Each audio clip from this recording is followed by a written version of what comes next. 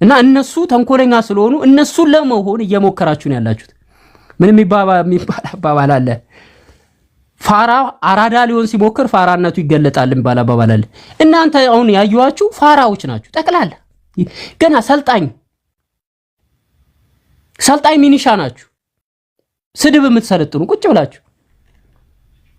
እኔ ለእናንተ ነው ያዘንኩት። እነሱ በደና ጊዜ ያበዱ ናቸው። የደረሰባቸው ነገር ስላለ ነው። መተኛት አይችሉም፣ መነሳት አይችሉም፣ መሄድ አይችሉም፣ መብላት አይችሉም።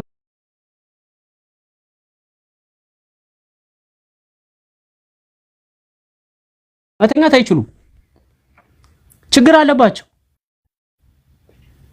አንድ ክፉ ነገር ሲናገሩ የውስጣቸውን ብሶት በሌላ ሰው ላይ አላከው ስሜታቸውን ማብረድ ይፈልጋሉ። ስለዚህ የሚያደርጉት ነገር ትክክል ነው። ለምን? ፔናቸውን የሚያስወግዱበት ቦታ የላቸውም። ትክክል ናቸው እነዚህ ሰዎች። የአእምሮ ችግር ስላለባቸው ሄዱ፣ ሳይንሱን ሂዱና አጥኑ፣ ተመልከቱ። ምንድነው የአእምሮ ችግር ያለባቸው? በጣም የሚለፈልፉ ሰዎችን የሚሳደቡ ሰዎች፣ የጥላቻ ንግግር የሚናገሩ ሁሉ ጊዜ የሚያስተላልፉ ሰዎች ምን ሆነው ነው በሉና ጎግል አድርጉት፣ መልሱን ታገኛላችሁ። መልሱ ግልጽ ነው። ከዚህ በኋላ ይኸውላችሁ ቁጭ ብላችሁ ስትሰሙ የነበራችሁ ሰዎች እኔን ይኸውላችሁ 10,000 ጊዜ ይሄዱብኝ ጉዳይዳ እንዲህ ነው በዚህ ወጥቶ በዚህ ገብቶ ነው ቢሉ ከዚህ በኋላ አልናደድም፣ አልቀየማቸውም። ገብቶኛል ለምን እንደዚህ እንደሚሆኑ እኔ ገብቶኛል፣ ተረድቻቸዋለሁ። ማንም ሰው የማንንም ቁስል አይቆፍርም። ለምን? ሁሉም ሰው የራሱ የሆነ ችግር አለበት፣ ደካማ ጎን አለበት። ስለዚህ እኔ በእነሱ ደካማ ጎን ላይ አልሳለቅም። ችግራቸውን አሁን ገብቶኛል፣ ይኸው ተናግሬያለሁ። ከዚህ በኋላ አልፈርድባቸውም። እነዚህ ሰዎች ለምን እንደዚህ ያደረጉ ብዬ ከዚህ በኋላ አልፈርድ። እኔ እህት አለኝ፣ ሴት ልጅ አልሳደብም፣ ወንድምም አለኝ። ልሳደብም ብልም አይመጣልኝ። በስድብም ሰውን አናድጄ እንቅልፍ አይወስደኝም። በጣም እሳደብ ነበር። አሁን በጣም ስድብ የምጠላ ሰው ነኝ። በሚገርማችሁ ሁኔታ ልሳደብ እንኳን አይምሮዬ ውስጥ ሐሳብ ሳስብ አሞኝ ነው የምወድቀው። ራሴ መቆጣጠር አልችልም። በጣም ያመኛል። ስድብ የሚባለው ነገርም ማሰብ አልፈልግም፣ ፔኑን ስለማቀው። ስለዚህ እነዚህ ልጆች የፈለገ ቢሉኝ ይሄንን ሪከርድ አድርጋችሁ ከፈለጋችሁ ባታደርጉም ሄዳችሁ ንገሯቸው። ከፈለጋችሁ ድካማቸው ገብቶኛል። ከዚህ በኋላ የፈለጉትን ቢሉኝ እህት አለኝ። ልክ እንደ ኦፓልን የምታህል እህት አለች። ማነው ይሄ ባቢን የሚያህል ወንድም አለኝ። እነዚህ ልጆች በፍጹም አልጠላቸውም። በጣም ነው የምወዳቸው። የምወዳቸው ደግሞ በምንድን ነው? በኢትዮጵያዊነት። እኔም ወንድም ስላለኝ እህት አለኝ። ከምላስ ላይ ምራቅሚ እንትን የሚሉ እህትና ወንድሞች አሉኝ። አውቀዋለሁ፣ የስድብን ጥግ አውቀዋለሁ። ስለዚህ አልደመምባቸውም። ቢሰድቡኝ ቤተ መዘክር ናቸው ለኔ እነሱ። በፊት የማስታውሰው ሙዚየም ነው የሚያስታውሱኝ። በስድባቸው አልናደድም። በፊት እኔ እጠቀምበት የነበረውን ስድብ ነው አሁን የሚሳደቡት። ይበሉኝ፣ እንደፈለገ ይበሉኝ። ግን ሙስሊሞች ኢትዮጵያ ውስጥ የምትኖሩት ከክርስቲያን ማህበረሰቦች ጋር ነው። ክርስቲያን አለ፣ ፕሮቴስታንት፣ ኦርቶዶክስ አለ፣ እናንተ አላችሁ። በሰላም ኑሩ። ጥላቻ ንግግር የሚናገሩ ሰዎች ጋር አትሁኑ። ግድያ ከሚያስፋፉ ሰዎች ጋር ህብረት አታድርጉ።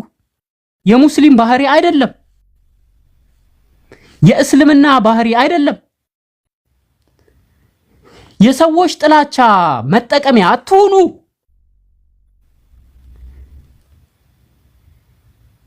ሰው እንዴት በሰው ፍቅር ይቀናል? ሰው እንዴት ስለ ሰላም የሚሰብክ ቦታ ለምን ሰው ስለ ፍቅር የሚያወራን ሰው አይፈልግም? ስለ ሰላም የሚያወራን ሰው አይፈልግም። የሚፈልጉት ተሳዳቢዎች፣ በቃ ሰልጥነው የሚመጡት። ሙስሊሞች እየተበላሻችሁ ነው። ዛሬ ይሄው ቪዲዮ ከፍቼ ከፈለጋችሁ ላሳያችሁ። በጣም ነው የታዘብኳችሁ። ማልጠብቃችሁ ሰዎች ቪዲዮ ከፍቼ ከፈለጋችሁ ላሳያችሁ። ስማችሁን እየነካው ምጽፉትን ኮሜንት እያየው የሚያወሩትን እየተከተላችሁ እያየው በጣም ነው ያዘንኩት። ደሞ አቃችኋለሁ እዚህም አቃችሁ ናችሁ ኮሜንት የምታደርጉ።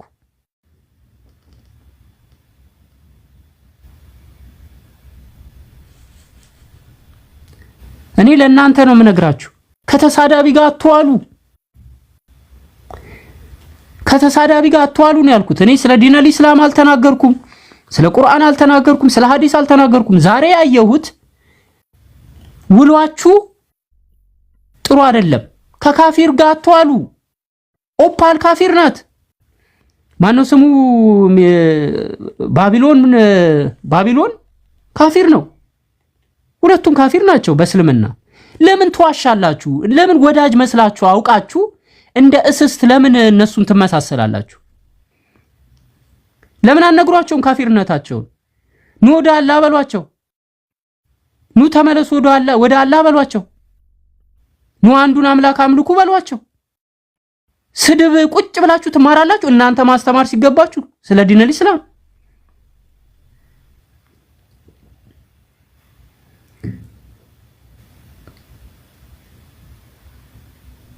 ኢስላም በሌሎች ሃይማኖት መሰደብ አይገነባም። በሌሎች ሃይማኖት መሰደብ አይገነባም። እና እዛ ቦታ ላይ ነው ያዩዋችሁ። እኔን ይበሉኝ ችግር የለውም። እኔ ምንም አልልም። አሁን ምንም በቃ ዛሬ ጨረስኩ። ከዚህ በኋላ የፈለጉትን ይበሉኝ። በቃ ገብቶኛል። ለመጀመሪያ ጊዜ ሙሉ ቪዲዮ ስሰማ ቤታችሁ ቁጭ ብዬ ሙሉን ያዳመጥኩት ተቀምጬ እየሰማቸው ነበር። ምንም አልቀየማቸውም። ለምን? በፐርሰናል ህይወታቸው ላይ ችግር አለባቸው። ፈጣሪ ይርዳቸው። የፈጠራቸው አምላክ በአምላክ ያምናሉ። ኢቲስት ቢሆኑም የሆነ ባክግራውንድም ይኖራቸዋል፣ ቤተሰብም ይኖራቸዋል። እኔ እጸልይላቸዋለሁ በራሴ ህይወታቸው እንዲቀየር፣ ሰላም እንዲያገኙ፣ ከጥላቻ ነገር ነፃ እንዲወጡ፣ ከውሸት ፍቅር፣ ከአስመሳዮች ድራማ ለጊዜው ከሚል እልልል ከሚል ማህበረሰብ ነፃ እንዲወጡ ጸልይላቸዋለሁ። ከሚያስመስሉ አውቀው ወዳጅ መስለው ነገ ዞር ብለው የሚወጓቸው፣ ነገ ትንሽ ነገር ቢያገኙባቸው ዞር በሉ ከሚሉ ሰዎች እባቦች እጸልይላቸዋለሁ እንዲጠብቃቸው፣ ፈጣሪያቸው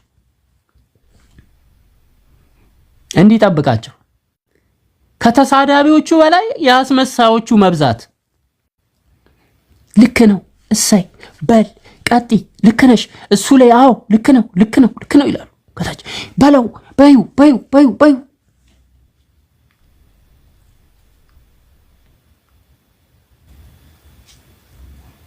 እሳት በእሳት አይጠፋም። የምናውቀው እሳት በውሃ ሲጠፋ ነው።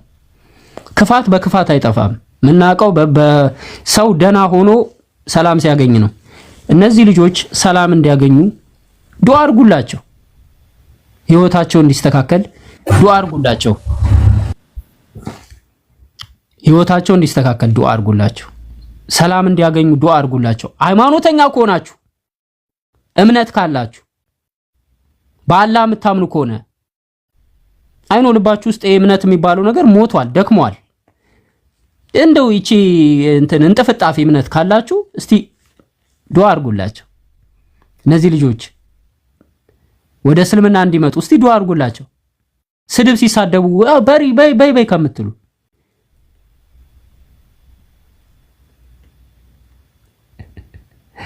ጉዳይዲያ ትምህርት ተማር አትማር አትናገር ተናገር የሚለውን ተውት። በቃ ተዘጋ። ፋይሉ እኮ አለቀ። ስለ እስልምና እንትን ብለሃል እሱን ዘግቼዋለሁ። አለቀ። እሱ አብቅቷል። መማር አለብኝ መማር የለብኝ የሚለውን ነገር ራሴን ነው የሚመለከተኝ። ራሴ ጨርሳለሁ። ከዚህ በኋላ ለማንም ግድ የለኝም።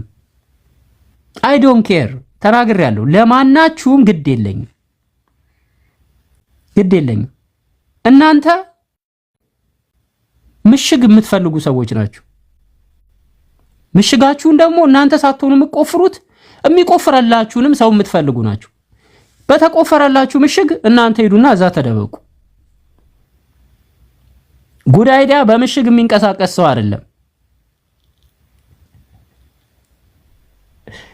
ነፃ ነው። ነፃ እናንተ ጋር ተቆጥሬ ሙስሊም ከመባል ጫካ ውስጥ የቆመ እንትን ይሄ ምንድነው የሚባለው ዛፍ ቆራጭ ብቻውን የቆመ ዛፍ ቆራጭ እንደዛ መሆን ይሻላል ከናንተ ጋር ተቆጥሮ ከተሳዳቢዎች ጋር ተቆጥሮ ሙስሊም ከመሆን ምድረ በዳ ላይ የሚኖር ሰው ይሻላል ከናንተ። እዛው ሂዱ እነዛው ከተሳዳቢዎቻችሁ ጋር ቀጥሉ፣ ይመቻችሁ። ተናግሬያችኋለሁ፣ አሁንም ልንገራችሁ፣ ፎሎራችሁን እያነሳችሁ ጥርግ በሉ ብያችኋለሁ። ዛሬም እሱን ነው የምነግራችሁ ደግሜ። ተሳዳቢዎቹ ይስደቡኝ፣ አለቃቃሽ ነው እንዲህ ነው ብላ አሁን ገብቶኛል። በቃ ችግራቸው ተረድቻቸዋለሁ፣ እኔ ገብቶኛል። ግን ለናንተ ነው እኔ ማዝ ነው። ባለፈው ከባቢ ጋራ ተነጋግረናል። መጀመሪያ ላይ ነው የነገርኩት ቤቱ የመጣው ታይም ላይ 1000 ፋራ ብትመራ ይሻላል ወይስ 10 ዕውቀት ያለው ብዬ ጠይቄዋለሁ። ቪዲዮውን ሂዱና እሱ ራሱ ጠይቁት ይነግራችኋል።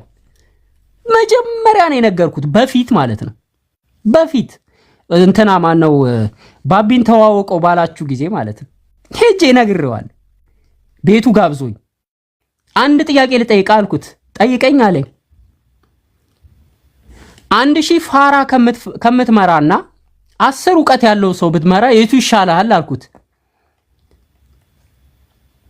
10 ጠቢብ 10 ዕውቀት ያለው ሰው ብመራ ይሻለኛል አለ።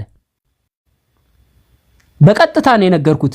የሚከተልህ 10 ጠቢብ ነው ወይስ 1000 ፋራ አልኩት። 1000 ፋራ ነው አለኝ። ተግባብተን ተሳስቀን ወረድን። ገበየው አልገባውም ለካ ምን እንደነገርኩት ገበየው አልገባው። ጉዳዩ የገባው ከቆየ በኋላ ነው። ጉዳዩም በኋላ ሲያጣራ ገበያነሽ አሁን እውነታው ገባት። ለካ 500 ሰው ድልብ ጅሎች እየነዳ ነው ያለው። ይመቸው። እውነት ነው። ስልጣን የሚቀጥለው ባይዘዌ ፋራ በመምራት ነው። ፋራ የማይመራ መሪ ስልጣኑ አይቆይም። 10 ብልጥማ ካመጣ ይገልብጠዋል።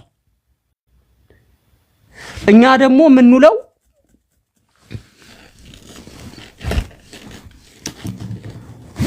ከማን ጋር እንደሆነ ያስታውቃል። ለማንኛውም ይመቻችሁ።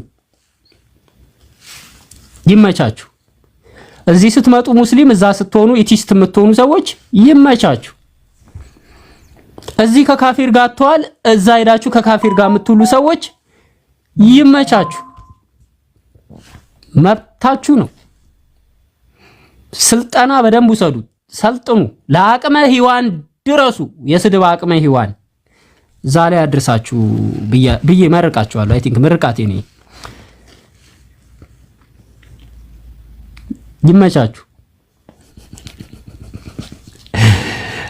እኛ ምን ማድረግ እንዳለብን ለእናንተ ማሳወቅም አይጠበቅብንም ከዚህ በኋላ። ዛሬ ስማችሁን በዝርዝር ነው ያየሁትኝ ደስ በሚል ሁኔታ። እስቲ ትንሽ እናያችሁ፣ እንደው ትንሽ ለጨረፍታ እስቲ 1-2 ቪዲዮ አሳየን። እንዴ አንተ ምን እያወራ ነው? ሙስሊሞች እኮ ተሳዳቢ ቤት አይገቡም። አንተ ተው እንጂ። እዚህ የምታውቃቸው ልጆች በፍጹም እንደዛ አያደርጉም። አረ እያደረጉ ነው። አያደርጉም። ተሳስተሃል። አረ ተው። ኖ በፍጹም ሙስሊሞች እንደዛ አያደርጉም።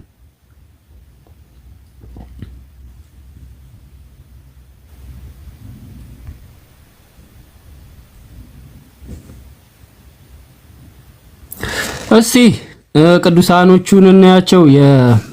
ቅዱሳን አልኩ ምንድነው የሚባለው? ምንድነው የሚለው ይታያቸዋል። ጉድ አይዲያ አንተ ደንቆሮ ሩሃያ እዚህ ትመላለሳለች፣ ሙስሊም ነች። እዚህ የምትመላለስ ልጅ ነች። እዛ ደንቆሮ ትላለች፣ እዚህ መጣ ማሻአላ ትላለች።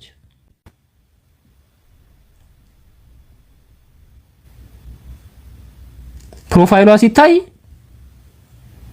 ማነች? ምን ማለት ነው? ስለዚህ ግልጽ ያድርገው አማርኛው። ከዛ ደግሞ እንደፈለገ ችግር የለውም ይደገፍ። ተፈቅዶላል። ዘገብ ያው ሞዴሬተር ነች፣ ድልብ ነች። ድልብ ሞዴሬተር ሁላ ስልጣን ሁላ አላት። የሆነ ሰው ዘጋ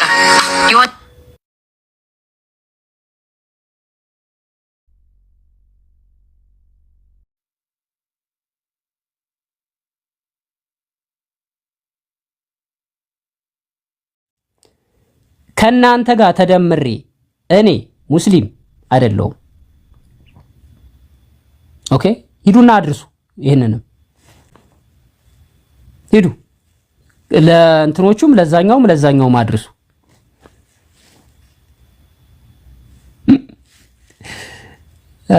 በጣም ነው የተመቻችሁኝ ዛሬ።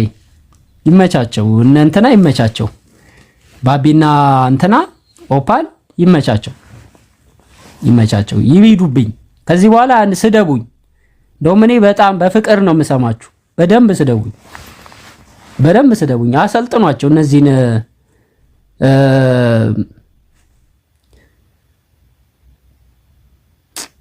በጣም ነው ያዘንኩት።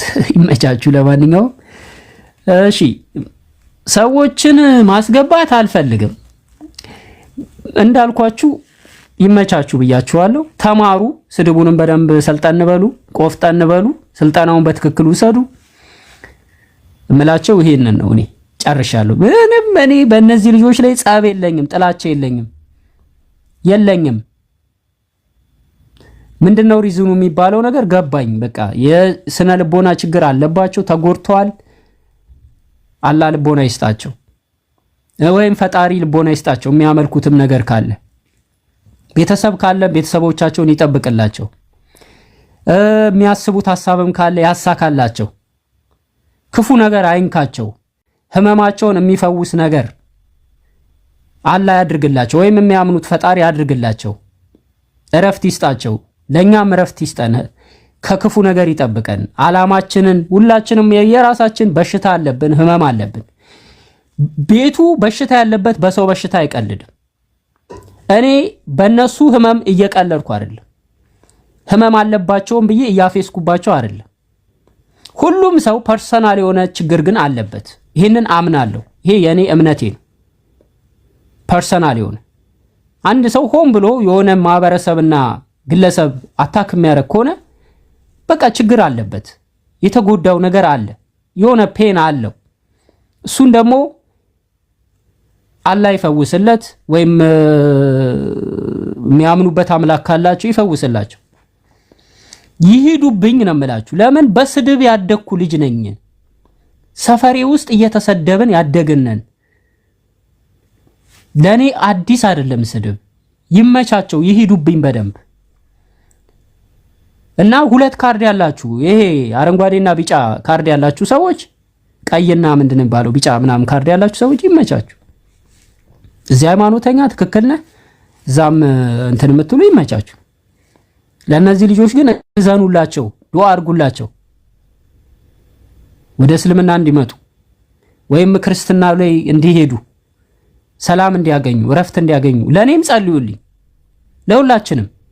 ለእናንተም ለራሳችሁ ጸልዩ። እኔም እጸልይላችኋለሁ። ስድብ እኮ አየነው ከግር እስከ ራሱ። ሞጣ ቤት ብትሄዱ ስድብ ነው። ዮኒ ማኛ ቤት ስድብ ነው። በግለሰብ የሚሳደቡ አሉ። በሃይማኖት በፖለቲካ በምን የሚሳደቡ ሞልተዋል። መቼ ተሳዳቢ ጥረት አለ እንዴ? የለም እኮ። ሰው እንዴት ይሰለጥናል? ስድብ ጋይስ ምንድን ነው የሆናችሁት?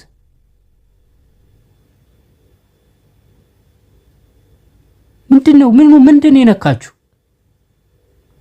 እኔ አልናደድም፣ እኔ አልሰበርም ጋይስ። እኔ በእስልምናም በክርስትናም ጉዳይ ላይ እኔ አልሰበርም ነው የምላችሁ። ይሰበራል ብላችሁ አስባችሁ ከሆነ በፍጹም አልሰበርም። ከናንተ ስሜት ጣሪያ ላይ ነኝ ያለሁት። እናንተ ከምታስቡት ስሜት ጣሪያው ላይ ነኝ። ጣሪያው ላይ ነኝ ያለሁት። ለማንም በስሜታዊነት አድልጬ ሰውን አልጎዳም። ጣሪያው ላይ ነኝ ያለሁት እያልኳችሁ የሰው ፔን ይገባኛል፣ ህመሙ ይገባኛል። ክርስቲያን ነበርኩ፣ የክርስትና ህመሙ ፔኑ ይገባኛል።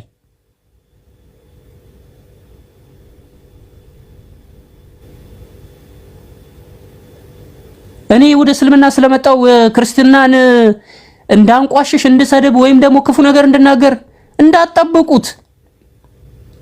መቼም አላደርገውም። እስልምናም እንዲያድርጉ አይልም።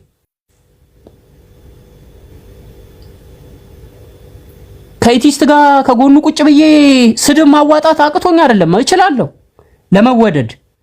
ግን ህሊናዬ አይፈቅድም። ስልኩን ከዘጋሁት በኋላ እንቅልፍ አይወስደኝም። ሰውን ሰድቤ እረፍት አይወስደኝም። ሃይማኖቱ በሙሉ ጥንቅር ብሎ ባፍንጬ ይወጣ። ሰዎችን አስቀይሜ እምነቴን ከማስከብር ለምን አይቀርም? አይደለም ገሃነም፣ ከገሃነም ሌላ ቦታ ካለ እዛ ለምን አልወረወርም? ለምንድን ነው ሰው ማስቀይመው?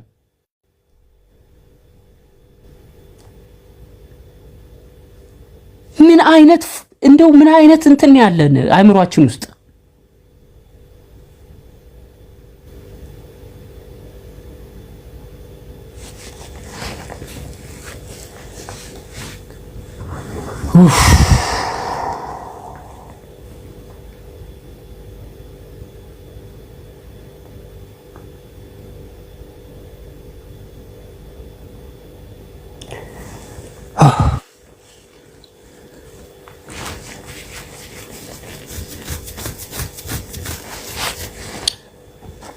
አይ ለማንኛውም ቆይ አንዴ ሩያ መጣሽ እንዴ? መግባት ፈለግሽ? ነይ ግቢ።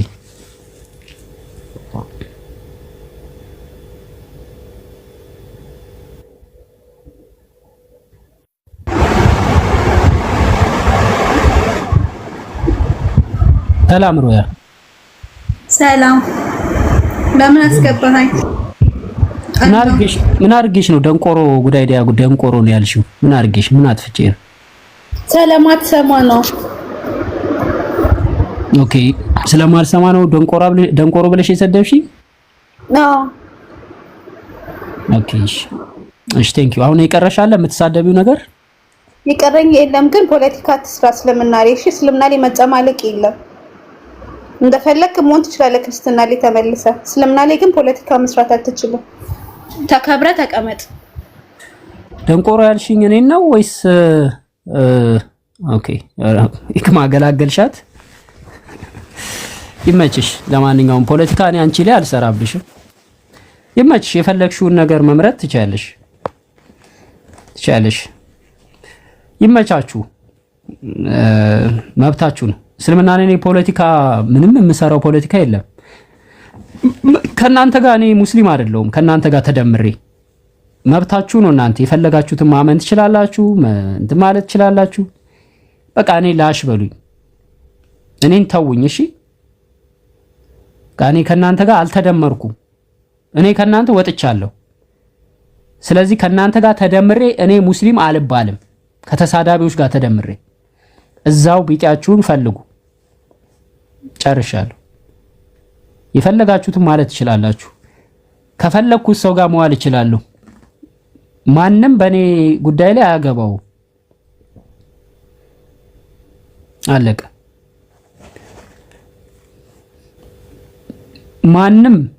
ለማንም አላስፈቅድም። መሄድም ከፈለኩ ሂድ፣ ከፈለክ ሃይማኖትን እንትን በል፣ ወደዛ ሂድ፣ ወደዚህ በል ምናምን የምትሉ ሰዎች ለእናንተ አልነግራችሁም። እኔ መሄድም ብፈልግ ነግራችሁ አልመጣሁም። ሲሄድም አልነግራችሁም። አትጨነቁ። ጀስት እኔ አንድ ሰው ነኝ። እኔ ስለ ሃይማኖት ከዚህ በኋላ አላወራም። ግን እየነገርኳችሁ ያለሁት ተሳዳቢ ሙስሊም እህት ወንድሞች ከኔ ጋር ህብረት የላችሁ። ከተሳዳቢዎች መጀመሪያ ራሳችሁ ለዩ። ስትለዩ ከዛ በኋላ ነውና ምከሩኝ። አጥፍተሃል በሉኝ። የዛን ሰዓት ምክራችሁን እሰማለሁ። እሺ የምትለው ነገር አለ? ማን ልበል? السلام عليكم ورحمة الله وبركاته. وعليكم السلام እና ያው አንዳንድ ሰዎች ያልሆነ ነገር እየተናገሩ ነበርና ተዋቸው ወንድሜ፣ ምንም ነገር እነሳቸው ሊያስቱ ነው እንደዚህ የሚጽፉትና እነሳቸውን ንቀህ መተው አለብህ። እስልምና ሙስሊም ብሎ ማለት መን ሰሊመ المسلمون من لسانه ويده وفي شأنه كل ያሉ ነብዩ አለይሂ ሰላቱ ወሰላም። አንዴ ይቅርታና ሚውት አረጉት እንዴ? ሚውት አርገው ነው? እሺ ሚውት አረጉክ እንዴ? አይ አንድ ጊዜ እሺ። ኦኬ ራስን ያረከው ሚውት። ኦኬ አንድ ጥያቄ ብቻ ነው የምጠይቅህ ወንድም፣ ሰማይ ነው። አንዴ ልናገር ከታች ያሉ ሰዎች ትናገራለህ እንድትናገር እኮ ነው። አንድ ጥያቄ ልጠይቅህና እነ ኦፓል ቤት ነበርክ? አረኔ ዛላቃቸው ምን በእንትን ላይ አልገባም።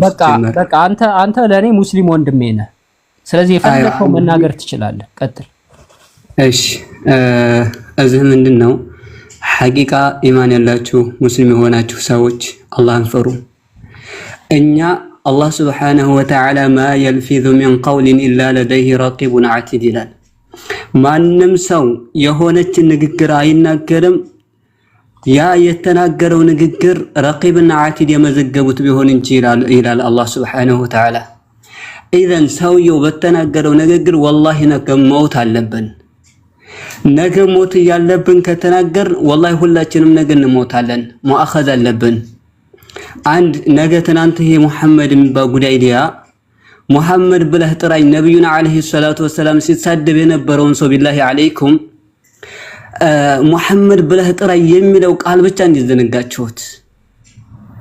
አላህን አትፈሩም? ወላሂ ነገ ሙአኸዝ አለባችሁ በይነ የደይላህ። ስለዚህ ወንድማችሁን ያኒ ታውት ካልፈለጋችሁ ፎሎ አንስታችሁ ሂዱ፣ መሄድ ትችላላችሁ። ለምን ነው እንደዚህ ስሜታዊ አድርጋችሁ ያልሆነ ነገር ወደ ሌላ ነገር እንዴት ፈልጋችሁ ነው? እስልምና ይሄን ያስተማረው ነብዩ አለይሂ ሰላቱ ወሰላም መን ሰሊመ المسلمون من لسانه ويده ብለው እኮ ነበር የተናገሩት አይደለ? ሱብሃንአላህ። ወላሂ ተው፣ አላህን ፍሩ። ይሄ ነገር አይጠቅምም። እናንተ የፈለጋችሁትን ማድረግ ትችላላችሁ፣ ግን እስልምናን ሙስሊሞችን እንደማትወክሉ ማወቅ አለባችሁ። ሙስሊሞች ወላሂ ለዓለም አርአያ የሆኑ ሰዎች ናቸው፣ ቁድዋ ናቸው። በአኽላቅም ነብዩ አለይሂ ሰላቱ ወሰላም አላህ ሱብሓነሁ ወተዓላ ወኢነከ ለዓላ ኹሉቂን ዐዚም ያላቸው እኮ አንተ በታላቅ ስነ ምግባር ላይ ነህ ብሎ አላህ ሱብሓነሁ ወተዓላ ነብዩን እንትን ያላቸው ናቸው። እኛ ሞዴላችን ቁድዋችን ነብዩ ሰለላሁ ዐለይሂ ወሰለም እንጂ አንድ የሆነ ግለሰብ አይደለም። የፈለገውን ነገር ማነጻጸር ይችላል፣ ግን አንድ ቃል እሱ የተናገረው አለ። ነብዩን በጣም ሲያብጠለጥላቸው ያ ሰውዬ የዛኔ ሙሐመድ ብለህ ጥራኝ የሚለው ብቻ ወላሂ ለሱ መልካምነት በቂው ነው። እሱ የሆነ ነገር የሚያደርገው ካለ በውስጥ ነገር ፖለቲካ መስራት ፈለገ፣ ምንም አደረገ خلاص እሱና ጌታው ጋር ይተሳሰብ። የፈለገውን ነገር ማድረግ ይችላል። እናንተ አይመለከታችሁም። የራሳቸው አይባችን የኛ በጣም ብዙ አይብ ነው ያለን። የራሳችንን አይብ ለምን ነው ማንመለከተው? ቢላሂ አለይኩም ኢተቁላህ። አላህ ያገው ነገር ምንድነው? ለሰዎች ስሜት ብለህ ሰዎች ለተናገሩት ብለህ ሰዎች ለጻፉት ብለህ ወላሂ ቦታ አትስጣቸው። ምን በቃ ተዋቸው خلاص። እንደውም እንደዚህ ከሆነ መግባት አያስፈልግህም። ቁርአን የሚቀራበት አለ በጣም መልካም የሆኑ ማለት ሙስሊሞች እነዚህ ናቸው የምትደነቅባቸው ሰዎች ሞልተዋል። ፈላህ አልሐምዱሊላህ። ቲክቶክ 101 የሚጽፍ አንድ ተሳዳቢ እስልምናን የሚወክል ሰው አይደለምና እባክህን አንተ በቃ خلاص ተዋቸው፣ አትናደድ፣ ትውተርጋቸው። አንተ መማር ያለበት ስለ እስልምና ብዙ ማወቅ ያለበት ነገር መማር ያለብን ነገር ብዙ ነገሮች አሉ። ቁርአን መማር አለብን፣ ሐዲስ መማር አለብን፣ ፍቅህ መማር አለብን፣ አረብያ ሉጋ መማር አለብን። እነዚህን ተምረን እስልምና ምን እንደሆነ ማወቅ አለብን። ከዚህ ግን እዚህ ላይ የሚጽፈው ወላሂ በደንብ ቁርአን መቅራት የማይችል ሰው ነው። እነዚህ ሰው እስልምና ምን እንደሆነ የማያውቁ ሰዎችን እነሳቸውን አድርገህ በዛ አይነት ሙስሊሞች ምናምን ስትል ሌላ ነገር ነውና የሚሆነው። ስለዚህ እባክህን በቃ ተዋቸው خلاص። ምንም ነገር አያስፈልግም። ብዙ ወንድሞች ብዙ ሙስሊሞች አሉ። እዚህ የሚሳደቡ ሰዎችን አይተህ ስሜታዊ አትግባላለሁ። ባረከላሁ ፊኩም።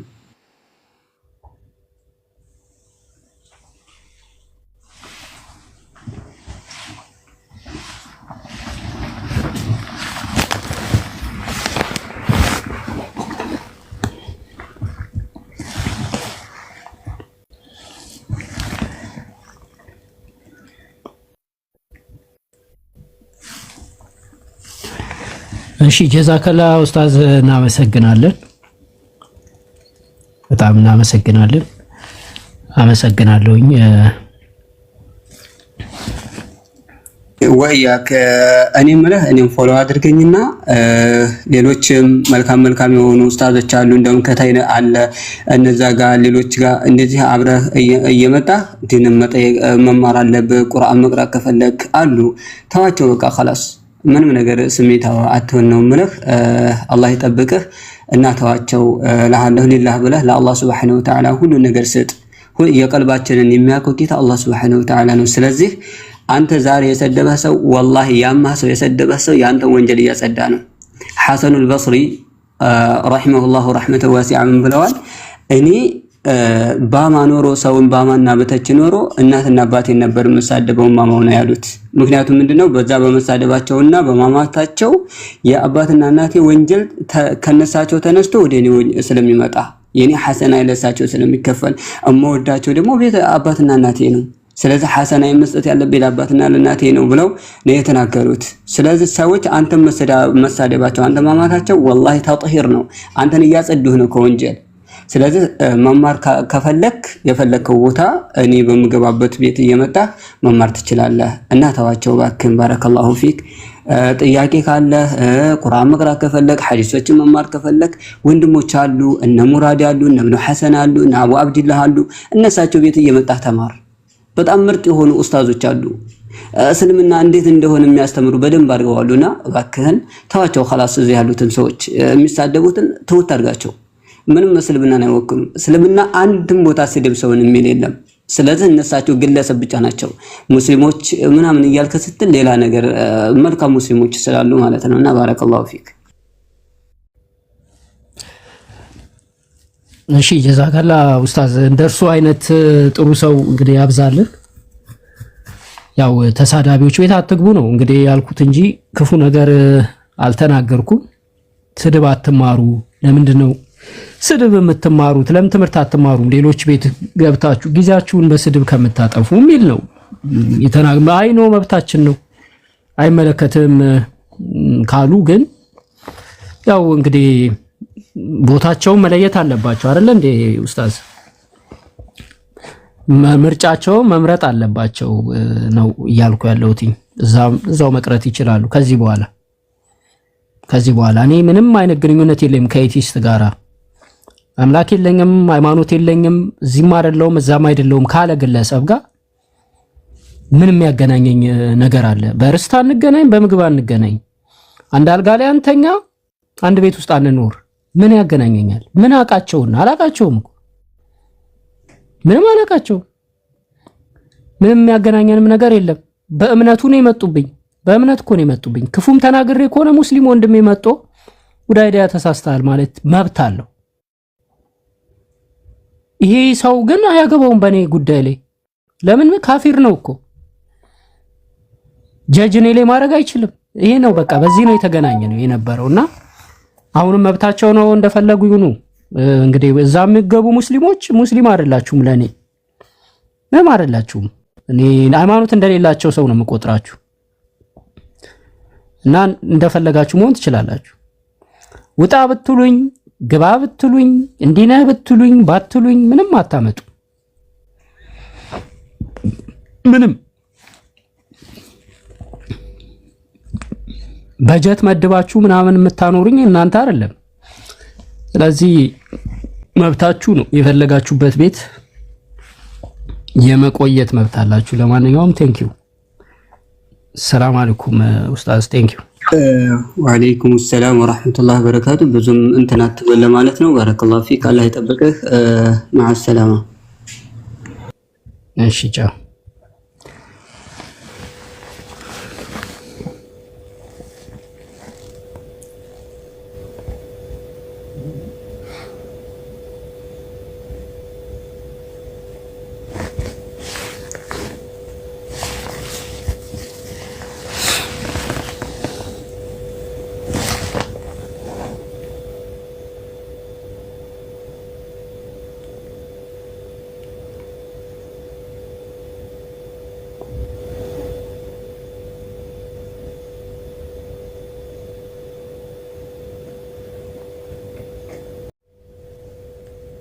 ስለኔ ምናምን ሲናገሩ ግን አታግዟቸው።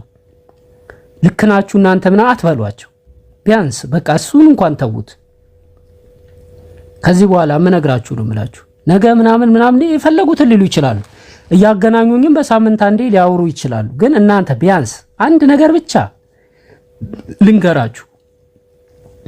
እናንተ ከነሱ ሐሳብ ጋር እንደተስማማ አትሁኑ።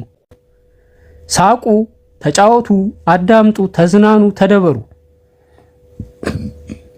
ግን ልክ ናችሁ ሂዱበት በሉት፣ እንደዚህ በሉ ምናምን አትበሉ። እሺ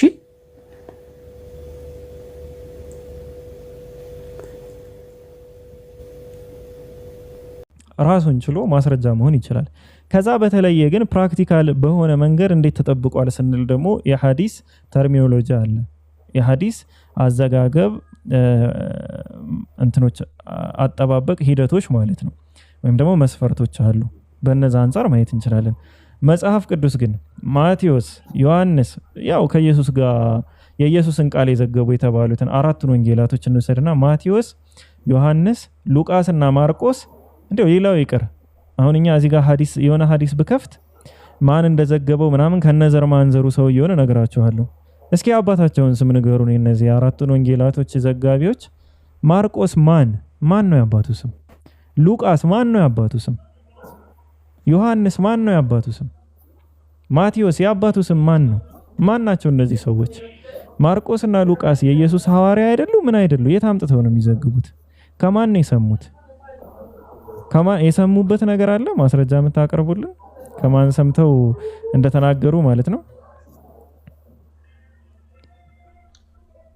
ምንም ነገር የለም። እዛ ላይ ሲመጣ አሜን አሜን በሉ፣ አሜን በቃ ወሰዱት ማለት ተቀበሉት። በቃ እኛ ጋር ሲመጡስ ለምን ይላሉ።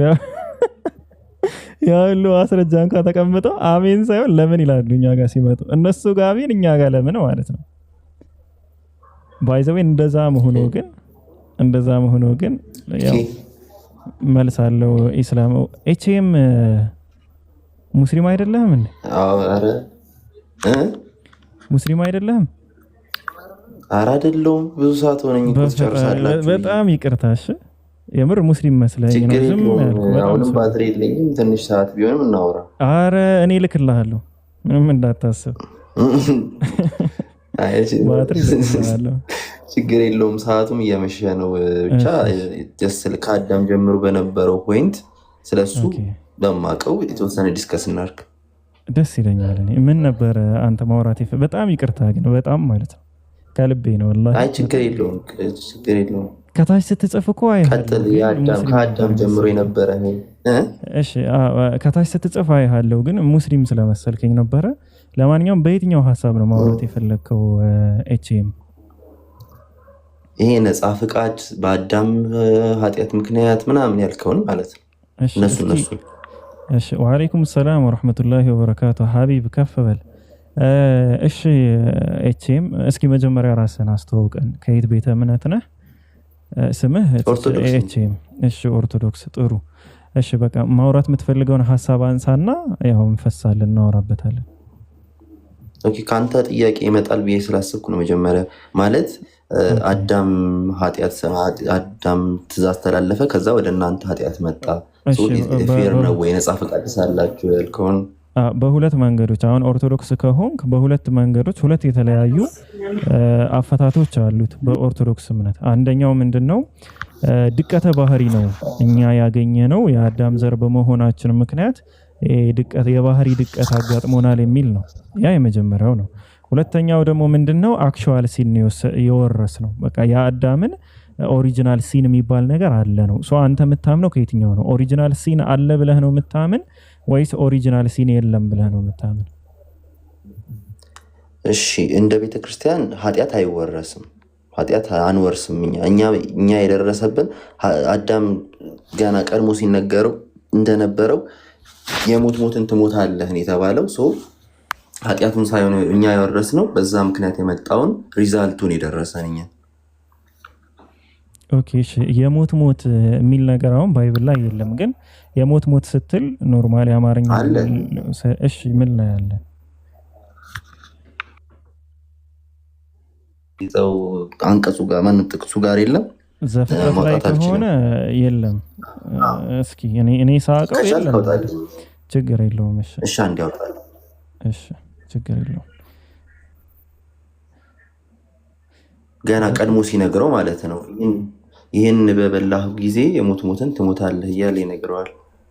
ችግር የለውም። እግዚአብሔር ለአዳም እሺ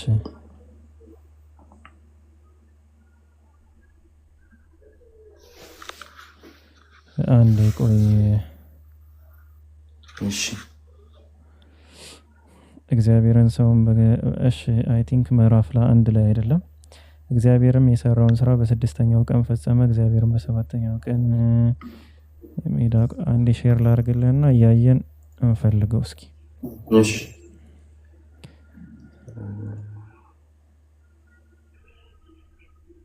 ተቃርገው ትንሽ ዘፍጥረት ምዕራፍ 2 ነው። የፈጠረውን ሰው በዚያ ያኖረው ይላል። እግዚአብሔር አምላክም ለማየት ደስ የሚያሰኘውን ለመብላትና መልካም የሆነውን ዛፍ ሁሉ ደግሞ ከምድር አበቀለ። በገነትም መካከል የሕይወትን ዛፍ መልካምና ክፉን የሚያሳየውን የሚያስታውቀውንም ዛፍ አበቀለ። ወንዝም ገነትን ያጠጣ ዘንድ ከኤዶም ይወጣ ነበር ምናምን። የአንደኛው ወንዝ ስም ቆይ ምንድነው? እግዚአብሔር አምላክም አዳምን እንዲህ ብሎ አዘዘው፣ በገነት ካለው ዛፍ ሁሉ ብላ፣ ነገር ግን መልካምንና ክፉን ከሚያሳየውና ከሚያስታውቀው ዛፍ አትብላ፣ እርሱም በበላህ ቀን ሞትን ትሞታለህ ይላል። አሁን ይሄ የ2000 እትሙ ነው። የ1980ም ሁሉም ላይ እንደዚህ ብሎ ነው የሚያስቀምጠው። ያው ኦሪጂናሉ ላይ ትሞታለህ ነው፣ ሞትን ምናምን የሚል ነገር የለውም። እሱም በበላህ ቀን ትሞታለህ ነው፣ ግን ችግር የለውም ሞትን ይላል። አንተ ደግሞ የሞት ሞት ነው ያልከው። የሞት ሞት የሚል ነገር የለውም። እንደዛ ስለሆነ አውቃለሁ፣ ኦርቶዶክስ ላይ እንደዛ እንደምትሉ አውቃለሁ። እሺ ሞት ሲባል እዚህ ምን ለማለት ፈልጎ ነው? ቅድም አሁን ስነግርህ የሞት ሞትን አይደል የነገርኩህ። እና ምን ማለት መሰለህ፣ አዳም ሲፈጠር ዘላለማዊ ሆኖ ነው የተፈጠረው። በገነት ውስጥ ዘላለማዊ ሆኖ እዛው ያለውን መብላት ያለበትን እየበላ አምላኩን ያመሰገነ እንዲኖር ነው የተፈጠረው ማለት ነው። ከዛ በኋላ ግን ለሱ መጽሐፍ ቅዱሳዊ ማስረጃ ማለት አልገባኝም። አሁን አንተ ላልከው አዳም ዘላለማዊ ሆኖ ነው የተፈጠረው ለሚለው ማለት ነው፣ ወይም ደግሞ የስጋ ሞት አይሞትም ነበር ለሚለው ነገር ማስረጃ አለ? ያውም ባይብል ላይ ፈልጌ ስላላገኘው ነው እንደዛ የምልህ። ኦኬ እሺ። እኔ አሁን እንደ ቤተክርስቲያን ትምህርት ነው የምነግርህ፣ ቀጥታ ላልነግርህ እችላለሁ ይህንን ጥቅስ። ስለዚህ እንደዛ ከሆነ ምን ማለት ነው? ሞት መጣ ምናምን ብለሃለች። ኤችኤም እሷ ፕሮቴስታንት ነች። ፕሮቴስታንቶችና እናንተ አሁን እሱ ኦሪጂናል ሲን በሚባል ነገር ያምናሉ። እናንተ ጋር እንዳልኩ ሁለት የተለያየ ነገር ስላለ ነው። ግን እሱን ተወውና፣ ስለዚህ አሁን እኔ እናንተ ምን እናርግ? ጥቅስ ምናምን አልጠይቅህም፣ በቃ ልትወው። በአይዲያ ደረጃ እናውራ። ኖርማሊ ሀሳቡን ስለምታውቀው በሀሳቡ ደረጃ ላይ ብቻ እናውራ ማለት ነው። እንደዛ ከሆነ እስኪ አንድ ጥያቄ ልጠይቅህ። አዳምን ያሳተው ማለት ነው፣ አዳምን ያሳተው ወይም ደግሞ ሔዋንን የመከራትና ያሳታት ኖርማል እባብ ነው ወይስ ዲያብሎስ ነው በእባብ ተመስሎ ወይንም ደግሞ እባቡ ላይ አድሮ? የትኛውን ነው አንተ የምታምነው? ዲያብሎስ በእባቡ ላይ ተመስሎ አድሮ ነው ያሳታት ሔዋንን ከዛ ጉዳይ። እሺ በእባቡ ላይ ለማደሩ ዲያብሎስ ማለት ነው የእባቡ ፈቃደኝነት ነበረ ብለህ ታስባለህ?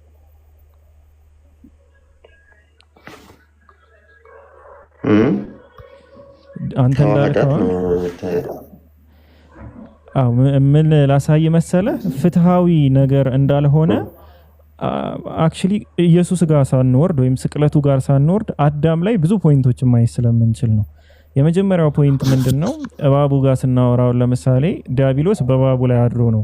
እንደዛ ከሆነ በአንድ ነገር ዝም ብዬ ልስማማለህና እባቡ ፈቃደኛ ነበር እንበል፣ ፈልጎ ነው ያሳደረው እንበል።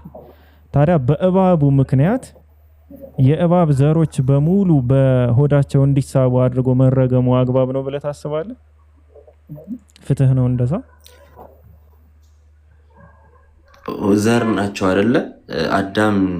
በአዳም ምክንያት ውጤቱን ተቀበል እንዳልኩላ ልክ በእባብ ምክንያት እንደዛ እባብ ሲቀጣ ያን ቅጣት እባብ እንደዛ ስለሆነ ዘሩ በዛው ምክንያት በዛው ቀጠለ ማለት ነው። ስለዚህ እባብ አሁን የእባብን ትውልድ ብናይ ለምሳሌ የመጀመሪያው እባብ እንደዚህ በደረቱ ሚሳብ ሆነ ወይም በደረሰበት እርግማን ማለት ነው። ከሱ የሚወለደው ያ እባቡ ሁለተኛው እባብ ያው ልጁ ዘሩ በል ያ ዘሩ እባብ ለመሆኑ የነፃ ፈቃድ ምርጫው ነው ወይስ እግዚአብሔር ነው እባብ አድርጎ የሚፈጥረው? እግዚአብሔር። ታዲያ እግዚአብሔር ራሱ እባብ አድርጎ እየፈጠረ እንደገና ደግሞ አባትህ እንዲህ ስላደረገ አንተም በደረትህ ትሳባለህ ማለቱ አግባብ ነው? ላይክ የራሱ ስራ ነው የእግዚአብሔር እንጂ የእባቡ ስራ አይደለም፣ የትውልዱ ስራ አይደለም። እሺ ስለዚህ በእባቡ በደረቱ መሄዱ ቅጣት መቀጣቱን ነው እያልከኝ ያለው? እንደዛ ሳይሆን እያልኩ ልክ አይደለም ነው። እንደዛ ሳይሆን እግዚአብሔር ራሱ በሰራው ስራ ነው ሌላውን እየኮነነ ያለ ነው እያልኩ ያሉት። እንዴት ካልከኝ ለምሳሌ እግዚአብሔር እባቡ የመጀመሪያው እባብ በቃ ኦሬዲ ጥፋት አጥፍቷል። በዛ ምክንያት በደረቱ እንዲሳብ አድርጓል። ከዛ በኋላ የተፈጠሩት የእባቡ ዘሮች ግን እነዛን እባብ አድርጎ የፈጠራቸው እግዚአብሔር ነው። ግን ያ እርግማን ግን ሰጧቸዋል። ማለትም እባብ ስለሆኑ ነው ያንን እርግማን የሚያገኙት አይደል? እቺም እባብ መሆናቸው ደግሞ እባብ መሆናቸው ደግሞ የነሱ ስራ አይደለም ወይም የነሱ ምርጫም አይደለም። ስለዚህ ይሄ ሁለት ጥፋት አይሆንም። አንደኛ እባብ ሆኖ ተፈጥሯል፣ ሁለተኛ ደግሞ እባብ ስለሆናችሁ እርግማኑ ይደርስባችኋል ማለት ኦፍ ኮርስ እባብ ስለሆኑ በሆዳቸው ይሄዳሉ። ግን የእባቡ ዘሮች ስለሆኑ እባብ ሲረገም አብረ ልክ አዳም ሲፈጠር እኛም አብረ እንደተፈጠር ነው የአዳም ልጆች ሆነ እንደተፈጠር ነው የዛን ሪዛልት ይቀበሉታል ማለት ነው ያልኩ ያለሁት። አው ገብቶኛል። አሁን በእባቡ ያመጣውልህ ኦሬዲ ወደ አዳምን ብንወስደው ለምሳሌ አንተን እንውሰድና አንተ ሰው መሆንህ የአንተ ፈቃድ ነው ወይስ ደግሞ የእግዚአብሔር የሥራ ውጤት ነው? የእግዚአብሔር ፈቃድ ነው የሚሰየው። አው በአዳም ምክንያት አንተ መረገምህስ ሰው መሆንህ ነው ወይስ አይደለም? ምክንያቱ እርግማኑ መድረሰ ማለት ነው።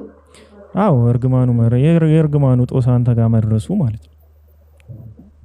ሰው ስለሆንኩኝ ያንን ተካፈልኩት። ግን ያን በመሆን ያ እርግማን ስለደረሰብኝ የማጣው ነገር የለም ማለት እግዚአብሔርን እያመለኩ ለምሳሌ ልንገር አሁን ብሉይ ኪዳን ላይ ነን ልበል። ለምሳሌ ብሉይ ኪዳን ላይ ብሆን እና እግዚአብሔርን እያመለኩ ብኖር ሲኦል ብገባም በሲኦል አልቃጠልም። ሲኦል ለምን የምትገባ? ገነት ስለተዘጋች ነው። ገነት ተዘጋች እኮ በአዳም ምክንያት አይደል? ስለዚህ ግን ሲኦል እንኳን ቢገቡ ምርጫ የሌለህ ሲኦል የምትገባው ገነት ስለተዘጋ ነው ብለሃል።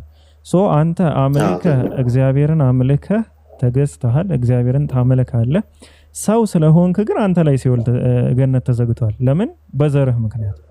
ስለዚህ አንተ ያን ሁሉ ያመለከውን ቢያንስ ኢየሱስ ክርስቶስ መጥቶ እስኪያወጣህ ድረስ ገሃነም ውስጥ ትቀጣለህ። ያለምን በምን ስራህ ነው? በምንም ስራ ማለት ሲኦል ውስጥ ሲኦልና ገሃነም ይለያያል። ሲኦል ውስጥ ትቀጣለህ፣ ትሰቃያለህ ማለት ነው። በምን ምክንያት ተባለ? ሲኦል ብገባም ምን ያልኩ ሲኦል ብገባም አልቀጣም ነው። ምን ማለት ነው? ሲኦል ብገባም ማለት የእግዚአብሔር እጅ ትጠብቃችኋለች። እንዴት መሰለህ? ቅድም እንደውም አንተ ጠቅሰው ነበረ እንትና የአብርሃም እና የነዌ ታሪክ በአብርሃም እቅፍ ነበር ምናምን ብላ ያነሳው ጥቅስ አለ አይደል? ሉቃስ መሰለኝ። አዎ ትክክል። እንትና እሱ ጋር የነሳው ጊዜ አሁን የአብርሃም እቅፍ የነበረው ያደሃው ሰውና ሀብታሙ አንድ ቦታ አልነበሩ። በዛ ሰዓት ግን ገነት ዝግ ነበረች። ዝግ በነበረችበት ሰዓት አብርሃም ሲኦል ውስጥ አልነበረም። አብርሃም ከክርስቶስ በፊት የነበረ ሰው ነው። ገነት አይደለም ዝግ የነበረች ነው። ገነት አይደለም ዝግ የነበረች። አሁን ለዛ ነው አሁን እንደ ፕሮቴስታንት ያለውን አስተምሮ ባላውቀውም እንደ ኦርቶዶክስ ግን ገነትና መንግስተ ሰማያት ሲኦልና ገሃነም ሁለቱ ይለያያሉ። ገነትና ሲኦል የሚባለው ነገር አንድ ሰው ከሞተ በኋላ ከትንሣኤ ቀን በፊት የሚያሳልፍበት ሁኔታ ነው። የአብርሃም እቅፍ የተባለውና እንደገና ደግሞ ከገደሉ አልፎ ያለው ያ ውሃ ተጠምቶ እንኳን የማያገኘው የስቃዩ የባለ ሀብቱ ህይወት ማለት ነው። ወይም ደግሞ የሀብታሙ ሰውዬ እሱ ምን ይባላል? ሲኦልና ገነት ይባላል። ኢየሱስ ክርስቶስ ከመጣ በኋላ ግን የተፈጠረው ነገር ምንድን ነው? ገሃነም እንትን መንግስተ ሰማያት የሚባለው ነው። ሲኦል ገነት ምናምን የሚባል ነገር በቃ የለም። እናንተ አሁን በትንሳኤ ጊዜ መንግስተ ሰማይን ነው የምትወርሱ እንጂ ገነት የሚባል ነገር የለም። ገነት የተባለው የአብርሃም እቅፍ ስለሆነ አንተ እንዳልከኝ ማለት ነው። ስለዚህ እንደዛ ከሆነ የአብርሃም እቅፍ የተባለው የድሎት ህይወት ላይ የሚያሳልፉ ከሆነ ኦልሬዲ የኢየሱስ ክርስቶስ መሰቀል ትርጉም አልባ ይሆናል ማለት ነው።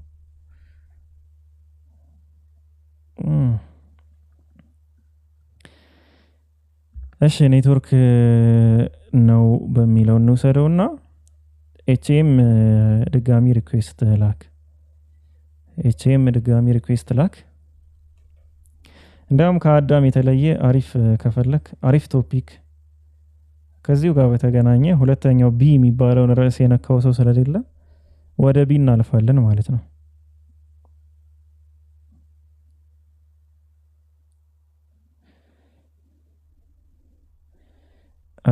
ቻርጅ ይሆናል ብቻ ቻርጅ ዘግቶም ሊሆን ይችላል፣ ግን ቻርጅ ዘግቶ አይመስለኝም። ኔትወርክ ነው የሚሆነው። ከታች አለ እና ኔትወርክ ነው የሚሆነው። ከታች ስላለ ኔትወርክ ነው የሚሆነው። እና ኤኒዌይስ ሲመጣ ያው ወደ አዳም እንገባለን። ሁለተኛው ጥያቄያችን ይሄን ይመስላል። ባይዘው ሁለተኛው ጥያቄያችን ህፃናት ብለን ያነሳ ነው ኬዝ ማለት ነው። እንግዲህ ክርስቲያኖች ከታች ካላችሁ መመለስ የምትፈልጉ መግባት ትችላላችሁ። እንደዚሁ ደግሞ መመለስም ካልፈለጋችሁ ምንም ችግር የለውም። መመለስም ካልፈለጋችሁ ቁጭ ብላችሁ ትሰማላችሁ ማለት ነው። እዚህ ጋር ምን ይላል? የሰራዊት ጌታ እግዚአብሔር መጽሐፈ ሳሙኤል ቀዳማዊ ምዕራፍ 15 ነው የምታዩት ቁጥር 2 የሰራዊት ጌታ እግዚአብሔር እንዲህ ይላል አለ። ማን ነው የሚናገረው? የሰራዊት ጌታ እግዚአብሔር እስራኤል ከግብጽ በወጣ ጊዜ አማሌቅ በመንገድ ላይ የተቃወመ ያደረገበትን እበቀላለሁ አለ። ማን ነው ተበቃዩ? እግዚአብሔር። ለማን ነው የሚበቀለው? ለእስራኤል። እስራኤል ማለት የያዕቆብ ዘሮች ከግብጽ በሚወጡ ጊዜ አማሌቃውያን ምግብና መጠጥ ከልክለዋቸው ነበር። ያንን ሊበቀል ነው። ከዛ ምን አለ? ትእዛዝ አዘዘ። ቁጥር 3 አሁንም ሄደህ አማሌቅን ምታ፣ ያላቸውንም ሁሉ ፈጽመህ አጥፋ። እሺ ጥሩ። አሁን እንግዲህ እነዚህ እነማን ናቸው? ተቃዋሚዎች ብለን እንውሰድ። ባይዘው ከ400 ዓመት በኋላ የታዘዙ ትእዛዝ ነው። ኢቭን የሞቱት ሰዎች 4ኛ ትውልድ ላይ ማለት ነው የታዘዘ ፍርድ ነው። አትማራቸው ማለት ወንዱንና ሴቱን፣ ብላቴናውንና ሕፃኑን፣ በሬውንና በጉን፣ ግመሉንና አህያውን ግደል ይላል። አሁን የኛ ጥያቄ እነዚህ ሕፃናቶች እዚህ ጋር የሚሞቱት ችግር የሌሎችን እንተዋቸውና መቼም አዋቂ ናቸው። ወንዱንና ሴቱን ሲል አዋቂ ናቸው እንበል። እነዚህ ሕፃናቶች ለምንድን ነው የሚገደሉት? ለምንድን ነው የሞት ፍርድ የፈረደባቸው? ሕፃናቱን በሙሉ ፈጽመህ ግደል ሲል ለምንድን ነው የሞት ፍርድ የሚፈረድባቸው እነዚህ ሕፃናቶች? ይሄ ክርስቲያኖች የምናቀርበው ጥያቄ ነው። የአማሌቃውያን ዘሮች ስለሆኑ ነው። መቼም ምላሹ ክርስቲያን ኮንክ ዴቪድ ለሚታወቅ ቱ ዩ አይ ቲንክ የመስቀል ምልክት አለው። ጥሩ ዴቪድ ኢንቫይት አድርጌያለሁ። ሰላም ተናስተልኝ። እንዴት ነህ? ሰላም ነህ? አለን አልሐምዱሊላህ። እንዴት ነህ? ሁሉ ሰላም? እንዴት አመሸ? ሁሉ ሰላም እግዚአብሔር ይመስገን። ኢየሱስ ለዘላለም ጌታ ነው። ጌታ ይባርክ። ቆንጆ ቃል ነው የተናገርከው። ምን ያህል እግዚአብሔር እንደሚበቀል የተማርክበት ነው ብዬ አምናለሁ። ሁላችንም አንተም ጭምር እኛም እግዚአብሔር ለኛ እንደሚዋጋ ነው የሚናገረውና እግዚአብሔር እውነተኛ አምላክ ነው፣ ቅዱስ አምላክ ነው። የሚያደርገው ነገር ሁሉ ደግሞ ትክክል ነው እና መጽሐፍ ላይ እንደነበብከው እርግጠኛ ነኝ ምን ይላል? እስራኤሎችን በኩል ልጆቼ ብሎ ነው የሚጠራቸው። መኪና ጋር እየነዳው ስለሆነ ምናልባት ኔትወርክም ሊያስቸግረኝ እንደሆነ በዚህ አጋጣሚ እነግርሃለሁ። እና በኩል ልጆቼ ብሎ ነው የሚጠራቸው እና ትዝ ካለ መጽሐፍ ቅዱስ ላይ ምን ይላል መሰለ? የሚጠሉኝን እስከ 4 ትውልድ ድረስ ነው ማጠፋው ነው የሚለው። እስከ 4 ትውልድ 4 ጄኔሬሽን ድረስ ማለት ነው። እሱ የራሱ ኢንተርፕሪቴሽን ስላለው በሱ እኔም አልቃወምም። ምክንያቱም ደግሞ አሳውቃለሁ፣ ችግር የለውም። እሱን እንተውና አንተ አሁን ያልወደድከው ለምን ሕፃናቶች ሞቱ ነው አይደል?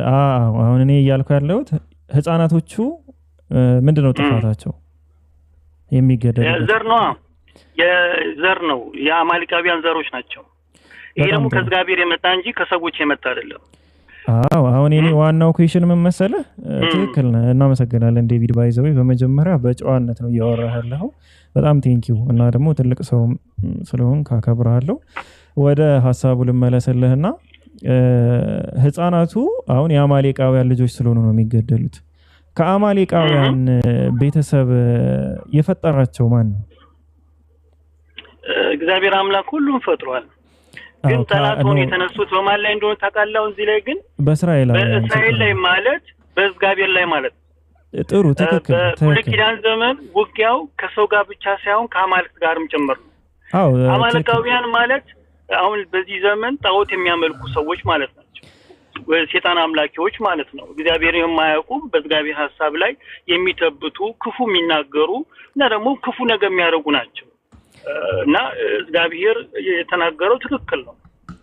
አሁን እግዚአብሔር የተናገረው ትክክል ነው አይደለም የሚል ሳይሆን ሐሳቡ አሁን ህፃናቶች ጋር በተገናኘ ስናወራ ምን አልከኝ? ጥሩ ያነሳልኝ ነገር አለ። እሱም ምንድነው? ይሄ ህፃናቶቹን ከአማሊቃውያን እንዲወለዱ ወይም እንዲፈጠሩ ያደረገው ወይም የፈጠራቸው ማን ነው? አሁን የኔ ኩዌሽን የኔ ጥያቄ ማን ነው የፈጠራቸው ከአማሊቃውያን? እግዚአብሔር ሁሉም ፈጥሯል። ስለዚህ ከአማሊቃውያን የፈጠራቸው በዚህ ላይ ሁላችንም በእግዚአብሔር ነው የፈጠረን። ችግር የለም። እሺ ሰዎች ከእግዚአብሔር ሐሳብ ውጭ ሆነው እስራኤልን ስለወጉ እኮ ነው ይሄን ጥፋት የደረሰባቸው። ገባኝ ገብቶኛል። አሁን ባይዘዌ ስለዚህ ታሪክ ታውቃለህ? እኔ አንብቤዋለሁ አማሊቃውያንን። ያው እነሱ ብቻ ደግሞ አይደሉም፣ ሌሎችም እኮ አሉ እኮ። ጥሩ ችግር የለውም። 6 ናቸው። ችግር የለውም። እግዚአብሔር ለገባላቸው ቃል ኪዳን ኦኬ ቀጥልሽ።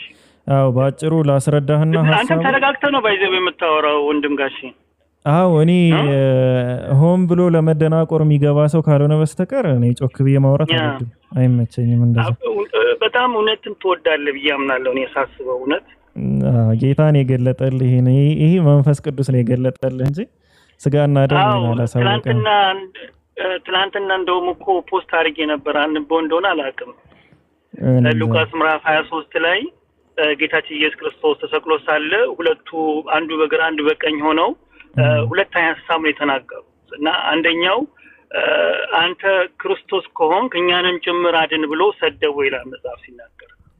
በግራ ግን ያለው ግን አለ እንዴት አታፍርም? እግዚአብሔር እንዴት አትፈራም ካለው በኋላ መንግስት ሲመጣ እኔን አስበኛለሁ። ከዛ በኋላ ጌታችን ኢየሱስ ክርስቶስ ምን አለው? ዛሬ ማታ ከኔ ጋር በገነት ና ነው። እሺ ጥሩ። ኢየሱስ ሰውን ወደ ህይወት የዘላለም ህይወት ይሰጣል ማለት ነው። በገነት ያዝ። እሺ ወደሱ ሐሳብ እንመለሳለን። እዚሁ ላይ እንቁምና ኤችኤም ባትሪን የዘጋብህ ወገናችን። እየነገርኩ ነበር ቅድም። ከታችን ባትሪ ሊዘጋ ነበርና አቋረጠ። እኔ እንኳን አልሰማሁም ነበረ። ከታች ግን ነግረውኛል ባትሪን የዘጋበት ምናምን ብለው። አንድ ደቂቃ ኤችኤም፣ ከዛ እሱ ያስብበታል። ወደ አንተ እናልፋለን። እና ዴቪድ ምንድነው እያልከው ያለው መሰለህ? አሁን እነዚህ ህፃናቶች አማሌቃውያን ባይዘው ከ400 ዓመት በፊት ለሰሩት ስራ ነው እግዚአብሔር እየተበቀላቸው ያለ። 400 ዓመት በፊት ማለት እነዛ ተበቃዮቹ ዘር ማንዘራቸው ማለት ነው እንጂ ኦሬዲ እነዛ ሙተዋል፣ በቃ የሉም፣ አልፈዋል። ግን እዚህ ጋር ጥያቄ፣ ህፃናቱን ከእስራኤል ህዝቦች መፍጠር ሲችል እግዚአብሔር ከአማሌቃውያን ፈጠራቸው። እነዚህ ህፃናቶች እንግዲህ ከእስራኤላውያን እኮ መፍጠር ይችሉ ነበር፣ ግን ከአማሌቃውያን ፈጠራቸውና ከዛ መልሶ ደግሞ እግዚአብሔር ምን አለ? ይገደሉ አለ። ለምን? የአማሌቃውያን ዘር ስለሆኑ አለ። ይሄ ማለት እግዚአብሔር ራሱ በሰራው ስራ የሱ ተግባር ምንድነው? እነዚህን ህፃናቶች ከአማሌቃውያን እንዲወለዱ ማድረግ ወይም ከአማሌቃውያን ዘር መፍጠር ማለት ነው። ራሱ በሰራው ስራ እንደገና ደግሞ እነዛን ህፃናቶች እንደ ጥፋተኛ ደግሞ ይቀጣቸዋል ወይም እንዲገደሉ ያዛል። ዴቪድ እቺን ነገር እያሰብክ ትቆየኛለህ? እሱ አንድ ብቻ አንድ ሐሳብ ልስጥ ወንድሜ፣ አንድ ብቻ አንድ ሐሳብ። ይሄን ሐሳብ እንደውም በምን ጋር ታያይዞ ይችላል መሰለህ? ለምሳሌ እስራኤሎች ራሳቸው ከእግዚአብሔር ሐሳብ በወጡ ጊዜ እንዳለ ወጣቶቻቸው ነው መሬት ላይ የሚፈጠፈጡት ብሎ እግዚአብሔር አምላክ የሚናገረው። እንዳለ ወጣቶቻቸው ይገደላሉ፣ ይሞታሉ ብሎ በግልጽ ይናገራል። ሆኗል። ከዛ በኋላ ይሄ በሆነበት ጊዜ ነው እነሱ ንስሐ ገብተው ከዛ በኋላ እግዚአብሔር ደግሞ ያው አሸናፊ የሚያደርጋቸው እና ተላልፎ ለጠላት ይሰጡ ነበር። የዛን ጊዜ ታዲያ እግዚአብሔር አጠፋ ማለት ነው። የገዛ ብኩል ልጆች ያላቸውን ሰዎች አሳልፎ መስጠቱ አይደለም። ይኸውልህ ከእስራኤል ውጪ እግዚአብሔር የሚያመልክ አልነበረም እና እግዚአብሔር ደግሞ በእስራኤል ላይ ስሙ ከፍ ብሎ ታይቷል እና እግዚአብሔር ደግሞ ይበቀላል። እሱ በቀለኛ አምላክ ነው። ችግር የለውም። እሺ ዴቭ፣ እሺ እንመለሳለን። ያው ህፃናቶችሽን ይዞ በአለት ላይ የሚፈጠፍጣቸው የተመሰገነ ነው የሚለው ስለሱ ነው እያወራህ ነበር። ለዛ ነው የከፈትኩልህ። ለማንኛውም እንመለሳለን። እሺ ወደ አማሌቅ። ግን አንተ እግዚአብሔር ትክክል አይደለም ትላለህ ለሚያደርገው ነገር ሁሉ? አዎ እላለሁና ለምን እንደምልም እናወራለን። ኤችኤም ብዙ ስለጠበቀ ቅድም ወደሱ ልድረስና አይ ቲንክ ዴቪድ ትቸኩላለህ ዴቭ ወይ በኋላ መጣለው። እሺ ችግር የለውም ተመለሰና ስላለው እሺ አለው እኔ ችግር የለውም። ሌሎች ሀሳቦች ላይ እናወራለን። እሺ ጌታ ይረዳል ወንድሜ፣ አንተ እውነት እኔ አምናለሁ። አሜን አሜን ይርዳኝ። እሺ አላህ ይርዳኝ። ኤችኤም አለ አለ። አዎ ጥያቄን ምን ነበረ እስኪ አስታውሰኝ። እንትን እያለ ነበረ ቅድም እንትን ገነት ነው የተዘጋበት ምናምን እያልኩህ ከዛ በኦርቶዶክስ አስተምሮ ብለ የሆነ ነገር እያልክ ነበር አንተ። ኦኬ ዛሬ ተቋረጠ። አዎ ገነትና ሲኦል መንግስተ ሰማያትና ገሃነም አራቱ የተለያዩ ነገሮች ናቸው እንደ ኦርቶዶክስ አስተምህሮ። ገነትና ሲኦል ያሉት ቀብር ውስጥ ነው ወይም የቀብር ጉድጓድ ውስጥ ነው። ላይክ ሲኦል ማለት ራሱ ጉድጓድ ሸለቆ ማለት ነው። ከዛ ነው የአብርሃም እቅፍ የሚባል ቦታ አለ እንደዛ የተሰየመ ጥሩ ሰላማዊ የሆነ። እንደገና ደግሞ ምን የሚል ነገር አለ? የሲኦል የሚባል ነገር አለ፣ ቅጣት የጥልቁ ማለት ነው። ከዛ ውጭ ደግሞ ከትንሣኤ ቀን በኋላ ያሉ ሁለት ፍርዶች አሉ ወይም ደግሞ ሁለት ደረጃዎች አሉ። እነሱ ምንድናቸው? አንደኛው ገሃነም ሲሆን ዘላለም ሰው የሚቃጠልበት ማለት ነው። ሁለተኛው ደግሞ መንግስተ ሰማያት ነው። አዲስ ምድር ሁና አዲስ እና አንተ ይህን ትመን አትመን አላቅም አዲስ ስጋ ወይም አዲስ ቦዲ ይኖረናል ብለህ ማለት ነው።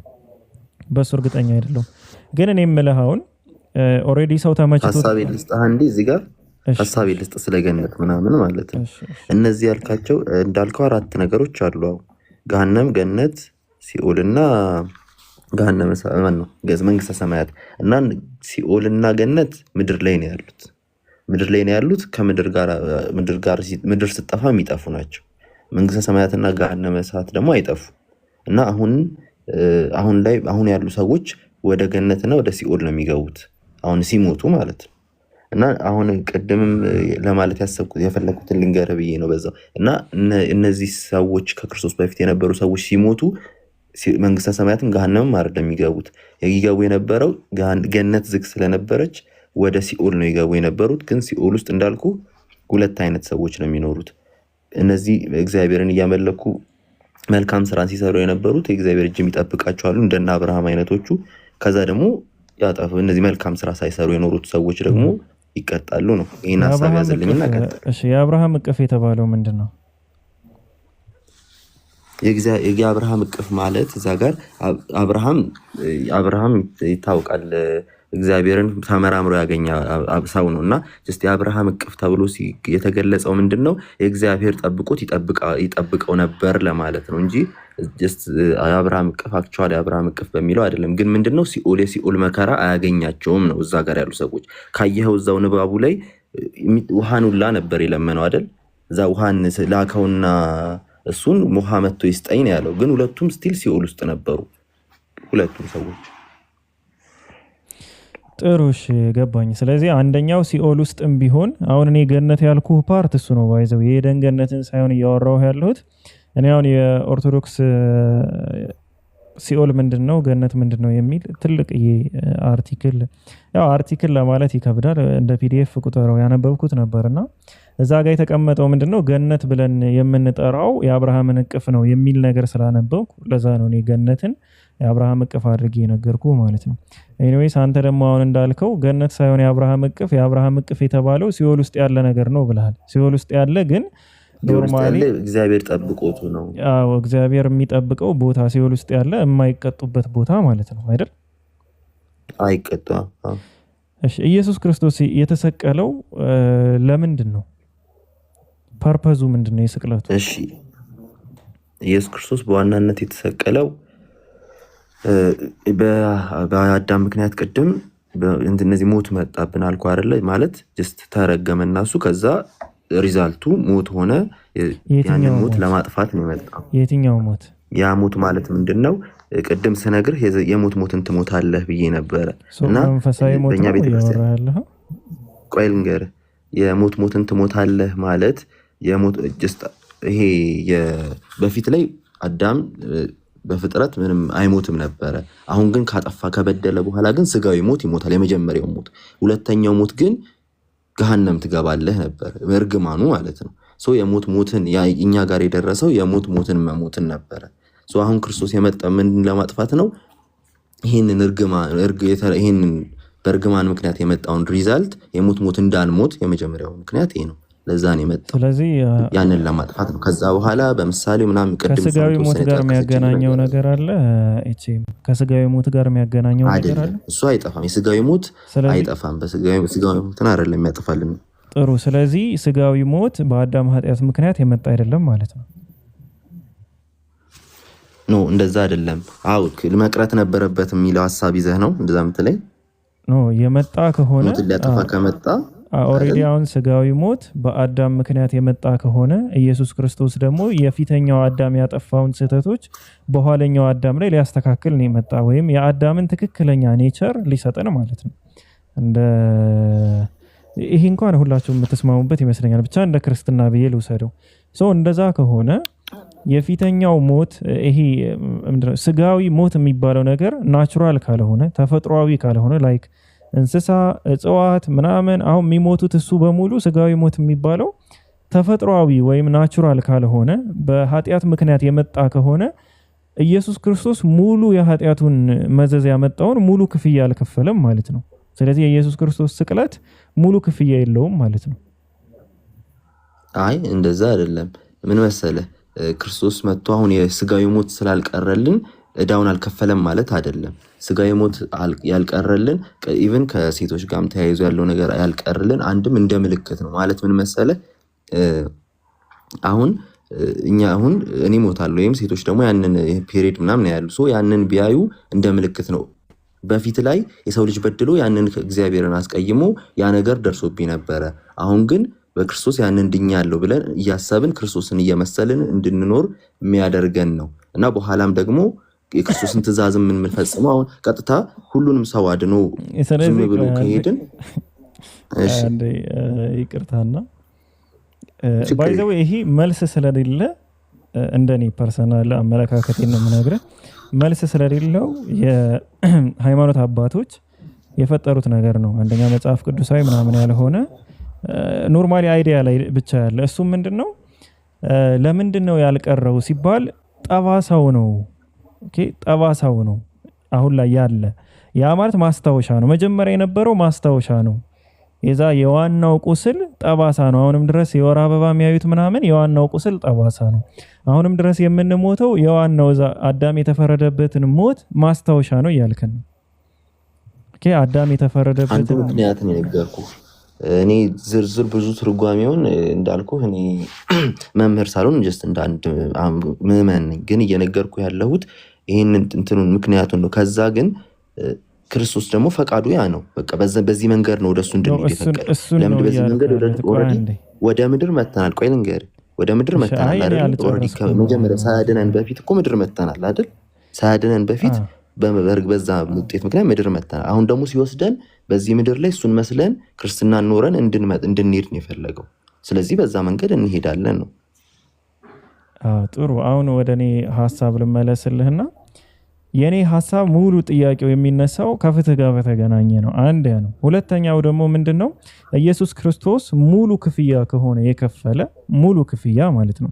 ሙሉ ክፍያ ማለት ምን ማለት ነው? አንተ የ100 ብር ዕዳ ካለብህ የሆነ ሰው ያንን ዕዳ ሊከፍልልህ ከሆነ 75 ብር አይደለም የሚከፍልልህ 100 ብሩን ይሰጣል። ያ ማለት አንተ ምንም አይነት ዕዳ የለብህም ማለት ነው።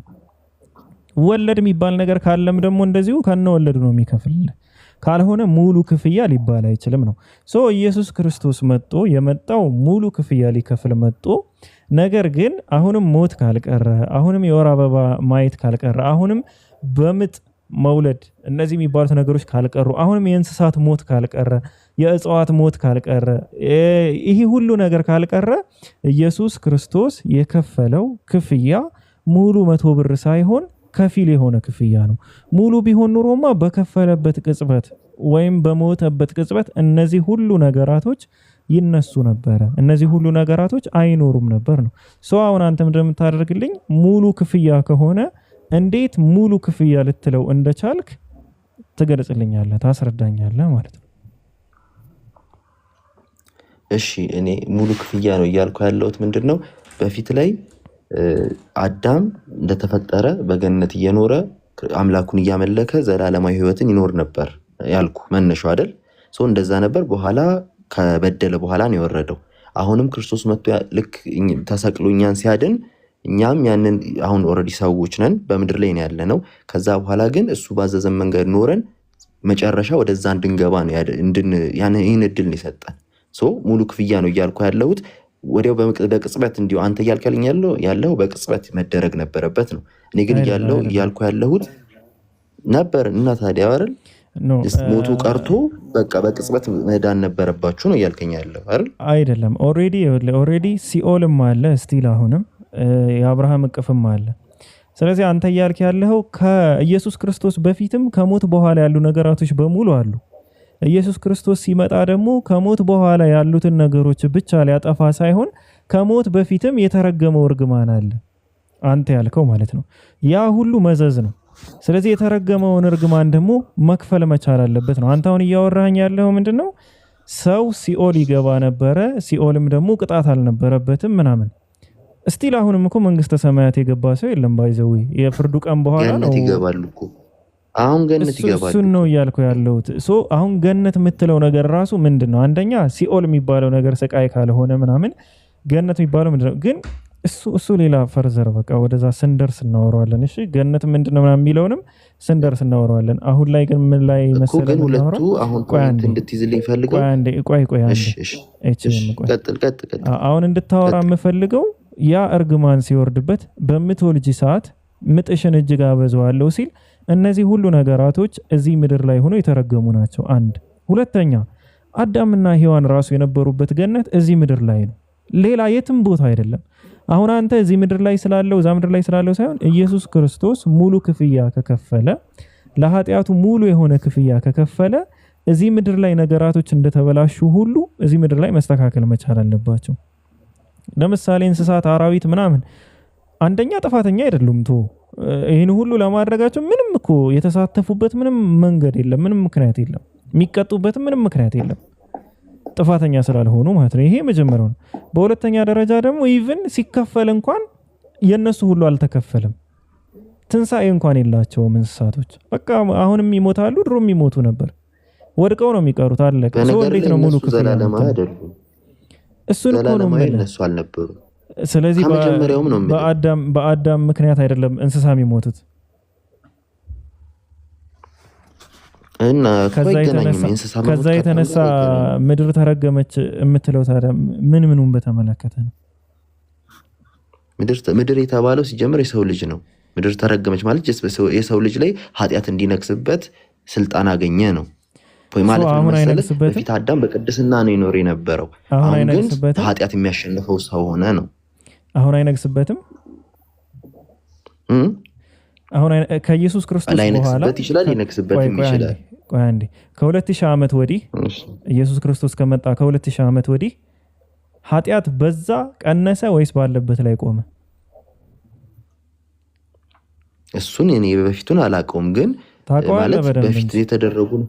አሁን ለምሳሌ ልንገርህ፣ ይሄ አሁን ወንድ ከወንድ መጋባት ምናምን ድሮም ነበር፣ አሁንም እየሆነ ነው። ጀስት እንትን አዎ፣ በዝቷል ወይስ ቀንሷል? ግን በዝቷል ወይስ ቀንሷል? እኮ በምን ሬንጅ በምን ልትለካው ነው? እስቲ በሰው ዘር ነው አመጣከው እኮ። ሰውም በዝቷል እኮ እንደዛ ካልክ፣ ሰውም ስለበዛ እዛ ጋር ነው። ስለዚህ እሱን ነው የምልህ። አሁን እኔ እያልኩ ያለሁት ድቀተ ባህሪ የምትሉት ነገር ይሄ ስለሆነ ምንድነው እሱ ኃጢአት በሰዎች ላይ ሰልጥኗል የምትሉት ነገር ስለሆነ እስቲል እኮ እሱ ራሱ እኮ አልተወገደም። እስቲል እኮ አሁንም እኮ ኃጢአት ሰልጥኖ ነው ያለ። ከጊዜ ወደ ጊዜ እሱ እንዲወገድ እኮ ከጊዜ ወደ ጊዜ ኃጢአቶች እየበዙ እየበረከቱ አዳዲስ የወንጀል አይነት ጾታ ማስቀየር ለምሳሌ ነበረውን ጾታ መለወጥ ነበረ እኮ አሁን እነዚህ ነገራቶች በሙሉ አዲስ የሚባሉ ኃጢአቶች የገነነበት ጊዜ ነውና ኢቭን ከዛ አንፃር እንኳን ብታየው ይህንን እንኳን ኢየሱስ ክርስቶስ ከተሰቀለ በኋላ የቀነሰ ነገር አይደለም።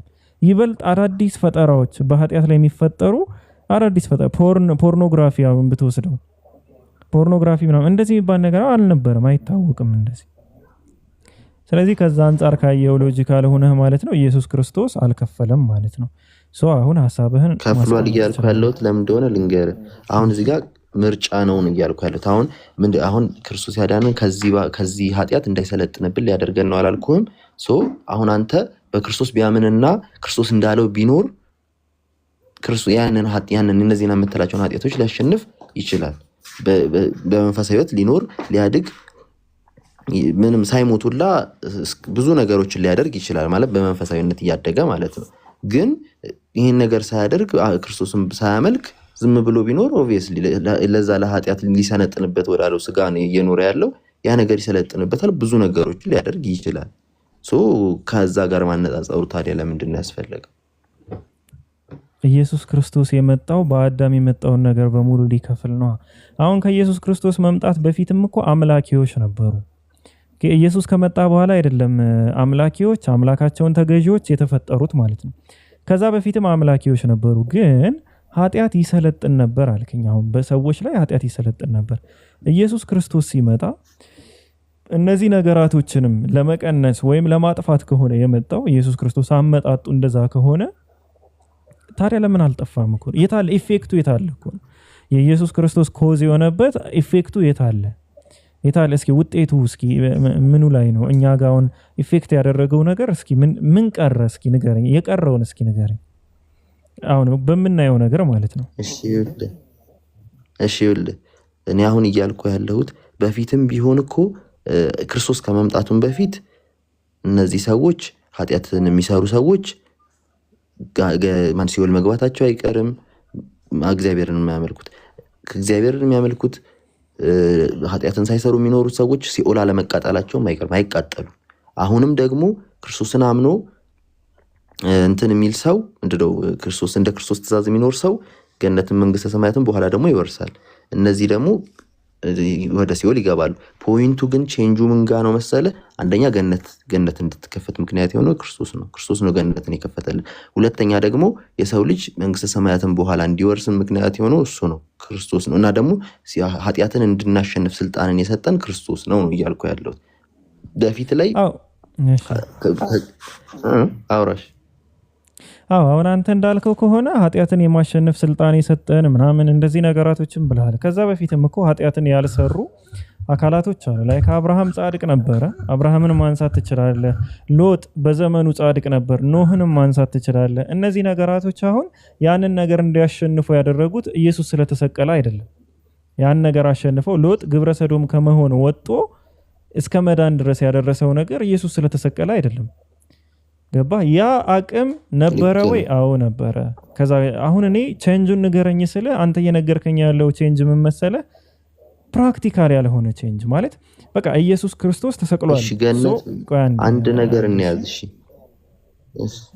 ኢየሱስ ክርስቶስ ተሰቅሏል። ስለዚህ ኢየሱስ ክርስቶስ ስለተሰቀለ ያ የተሰቀለው ኢየሱስ ክርስቶስ ለውጥ ማምጣት አለበት በሚል ማናያቸው ወይም ደግሞ ኤግዚስት የማያደርጉ ለውጦችን ላይ ከሞት በኋላ የነበረው እንደዚህ ቀንሷል፣ እንደዚህ ጨምሯል እየተባልን ያለ ነው አሁን ማለት ነው። በቃ ስፒሪቹዋሊቲ የሆነ ነገር ብቻ ነው እየተወራ ያለው። ግንስ የኃጢአቱ መዘዝ ስፒሪቹዋሊቲ ብቻ ነው ወይ ስንል ኖ አይደለም። የኃጢአቱ መዘዝ ስፒሪቹዋል ብቻ ሳይሆን ፕራክቲካል የምናያቸው ነገራቶች በሙሉ የኃጢአቱ መዘዞች መንስኤዎች ናቸው። ውጤት ላይ ግን የሉም ነው አሁን እኔ እያልኩ ያለሁት። እስኪ ምናየውን ውጤት ንገረኝ ነው እያልኩ ያለሁት። ኤችኤም እስኪ ሙሉ ለሙሉ ሳልጠፉም በቃ ቢያንስ የግማሹን መቀነስ እኔ እያልኩ ያለሁት እኔ ኃጢአትን ሙሉ ለሙሉ ኃጢአትን እንዲጠፋም ነግሬሃለሁ። እሱ ምርጫ ነው የተሰጠው ብያለሁ። ግን እያልኩ ያለሁት ገነትን አልተከፈተችም ነበር ነው እያልኩ ያለሁት። ገነት ማለት መጀመሪያ አዳም ይኖርባት የነበረችው ገነት ዝግ ነበረች። ክርስቶስ ከሞተ በኋላ ነው ኢቨን እንትን ሲሰቀል ራሱ በቀኙ የነበረውን ወንበዴ ከኔ ጋር ዛሬ ከኔ ጋር በገነት ትኖራለህ አለው። ሌላም ታሪኮች አሉ፣ እሱ እናቆየው። ብቻ የመጀመሪያውን ገነት የገባው እሱ ሰውዬ ነው። ገነት ተከፈተች። ከዛ በኋላ ሰው ከክርስቶስ በኋላ ገነት ይገባል፣ በኋላ ደግሞ መንግስተ ሰማያትን ይገባል። ይሄንን ነገር ያገኘ ነው በክርስቶስ ሞት ነው እያልኩ ያለሁት። ሌላው ግን የኃጢአት መጨመር መቀነስ ግን በአንድ ነገር ልስማማልህና በቃ የኢየሱስ ክርስቶስ መሰቀል ገነት እንዲከፈት አድርጓል። በቃ በዚህ ኦልሬዲ እንስማማ። በቃ ድጋሚ እንዳታነሳው ማለት ነው። አንድ ምክንያት ዋና ምክንያት እሺ አድርገን እንሂድ። እሺ አዎ፣ ድጋሚ ሀሳቡ እንዳይነሳ በአዳም ምክንያት የመጣው መዘዝ የገነት መዘጋት ብቻ አይደለም። ኦኬ አሁን አንተ ምንድነው ገሃነም መግባት ብለህ አንስተዋል። ኖ የገነት መዘጋት አይደለም፣ ገሃነም መግባት ብለህ አንስተዋል። ምንን ስፒሪቹዋል ዴዝ የሚባለውን ወይም ደግሞ መንፈሳዊ ሞት ማለት ከእግዚአብሔር መነጠል መለየት በሚለው ነው የሚተረጉሙት። ያንተ ትርጉም ሌላ ነው እንዳልኩ፣ ግን በአንተ አይዲያ ላይ ብቻ ነው ማወራ ስላልኩ አንተን እንደ ተቋምም አልወስድህም። በራስ ላይ ነው ማወራ። ስለዚህ ምንድን ነው የምናደርገው አሁን መሰለ? በዛ ተስማምተናል። ኦልሬዲ በቃ ጨርሰናል። ገነት ዝግ ነበረ፣ ከፈተ። ከዛ ውጭ ግን በአዳም ምክንያት ከመጡ ነገራቶች ውስጥ እስኪ ግማሹ መወገዱን የሚያሳይ ነገር አለ ወይ? ገነት ብቻ ስላልሆነ ማለት ነው ኢፌክቱ። አሁን ኢቭን ራሱ አሁን ያልጠቀስኩልህ የእግዚአብሔር ልጅነትንም አግኝተናል በክርስቶስ ምክንያት። እግዚአብሔር ልጅነት ማለት አጥተናል። ልጅ አልነበርንም በፊት። አረ ነበራችሁ። ዳዊት ልጅ ተብሎ አልተጠራም እንዴ? የበኩር ልጅ ማን ነው? ያዕቆብ ምናምን እንደዛ ተብሎ የተጠሩት ምንድነው? የምን ልጆች ናቸው እነዛ? ይሄ የልጅ የተቆጠረው ነው ምትለኝ? አይደለም። የበኩር ልጅ ብሎ እግዚአብሔር ራሱ የሚናገረው አለ። ሰርች ላደረግልህ እስኪ። ለማንኛውም ልጅነት አለ። እሺ አሁን የእንትን ያለ ነገር አስቀምጥ፣ ቀጥል። ጥያቄ ምን ነበር ግን? ጠፋብኝ። ጥያቄ ምንድነው? ከገነት መዘጋት መከፈት ውጪ ማለት ነው። አሁን በሱ ላይ ስለተስማማን በአዳም ምክንያት የመጣ በኢየሱስ ምክንያት የቀረ ምን አለ? እሺ የለም ብለን ብንል ትልቅ ነገር አይደለም እንዴ? በገነት መኖር ከክርስቶስ እግዚአብሔርን እያመለኩ መኖር ትልቅ ነገር አይደለም? በቃ ታዲያ ትልቅ ነገር ነው። ችግር የለም። ግን ሙሉ ክፍያ አይደለም ማለት ነው። በዛ ነው የምንስማማው። ለምን በምድር ኖረ ገነት ስለገባ አይደለም። በአዳም ምክንያት የመጣው ሙሉ በሙሉ ሳይሆን የተቀነሰው አንዱ የገነት መዘጋት ብቻ ነው የተከፈተው። ከዛ ውጭ የመጡ ኮንሲኩዌንሶች በሙሉ በኃጢአቱ ምክንያት የመጡ ነገራቶች በሙሉ አልተቀነሱም፣ አልጠፉም። አሁን እንደተስማማ ነው ማለት ነው። ኦኬ ስለዚህ አሁን ይኸውልህ ሐሳብህን ካገኘሁት ማለት ነው አንተ እያልከኝ ያለው በአዳም የተረገሙ ነገር በሙሉ አዳም ክርስቶስ ሲሞት ቀጥታ መቅረት ነበረበት ነው ያንተ ሐሳብ አይደል? እዚህ ምድር ላይ መቅረት ነበረበት ሙሉ ክፍያ ከሆነ። አሁን እዚህ ጋር መቅረት ነበረበት። እሺ ቆይ አንዴ ይቅርታ ስክሪን ሼር ላድርግልህና ምን ይላል? እግዚአብሔር እንዲህ ይላል። ይህ ኦሪት ዘጸአት ነው ምዕራፍ 4 ቁጥር 22 ጀምሮ። ፈርዖንንም እግዚአብሔር እንዲህ ይላል፣ እስራኤል የበኩር ልጄ ነው፣ ይገዛልኝ ዘንድ ልጄን ልቀቅ አልኩህ፣ አንተም ትለቀው ዘንድ እምቢ አልክ። እነሆ እኔ የበኩር ልጅህን እገድላለሁ ትለዋለህ ይላል። ማን ነው የበኩር ልጄ ተብሎ የተጠራው? እስራኤል። ስለዚህ እግዚአብሔር ልጅነትን ስልጣን የሚባለው ነገር ኦልሬዲ የልጅነት ስልጣን ነበር። ይሄ ብቻ አይደለም ባይዘው አዳምንም የእግዚአብሔር ልጅ ብሎ ማቴዎስ ላይ ያስቀምጠዋል። ግን የልጅነት ስልጣን እስራኤላውያን በሙሉ ከሌላው ትውልዶች ወይም ደግሞ ከሌላ ዘሮች የተመረጡበት ብቸኛው ምክንያት የእግዚአብሔር ልጅ የሚልም ስያሜ ስለተሰጣቸው ነው። ስለዚህ የልጅነቱን እንተወውና አሁን እንዳልኩህ ግን ሙሉ ክፍያ ሊሆን የሚችለው ምንድነው? ሙሉ እዳው ሲከፈል ነው። ሙሉ እዳ ማለት ምን ማለት ነው? 100 ብር ከተበደርክ 100 ብሩ ሲከፈልልህ ነው። እንጂ ያ ሁሉ ዕዳ፣ ሞት፣ የወር አበባ፣ በምጥ መውለድ፣ የምድር መረገም፣ እሺ የምድርን ወደ ሰው ቀይረነዋል፣ እሺ ችግር የለውም፣ ጥረግረ ብላ ምናምን፣ እነዚህ ሁሉ ነገራቶች በኢየሱስ ክርስቶስ ካልጠፉና ገነት ብቻ ተከፍቶ ተዘግቶ ገነትን እንዲከፈት ካደረገ ትልቅ ነገር ነው የሰራ። ኦኬ ጥሩ ትልቅ ነገር ነው የሰራ፣ ግን ሙሉ ክፍያ አይደለም። እሺ እኔ አንድ ሀሳብ ልንገር በዚህ ዙሪያ ማለት ነው። አንተ ያን ብለኸኛል።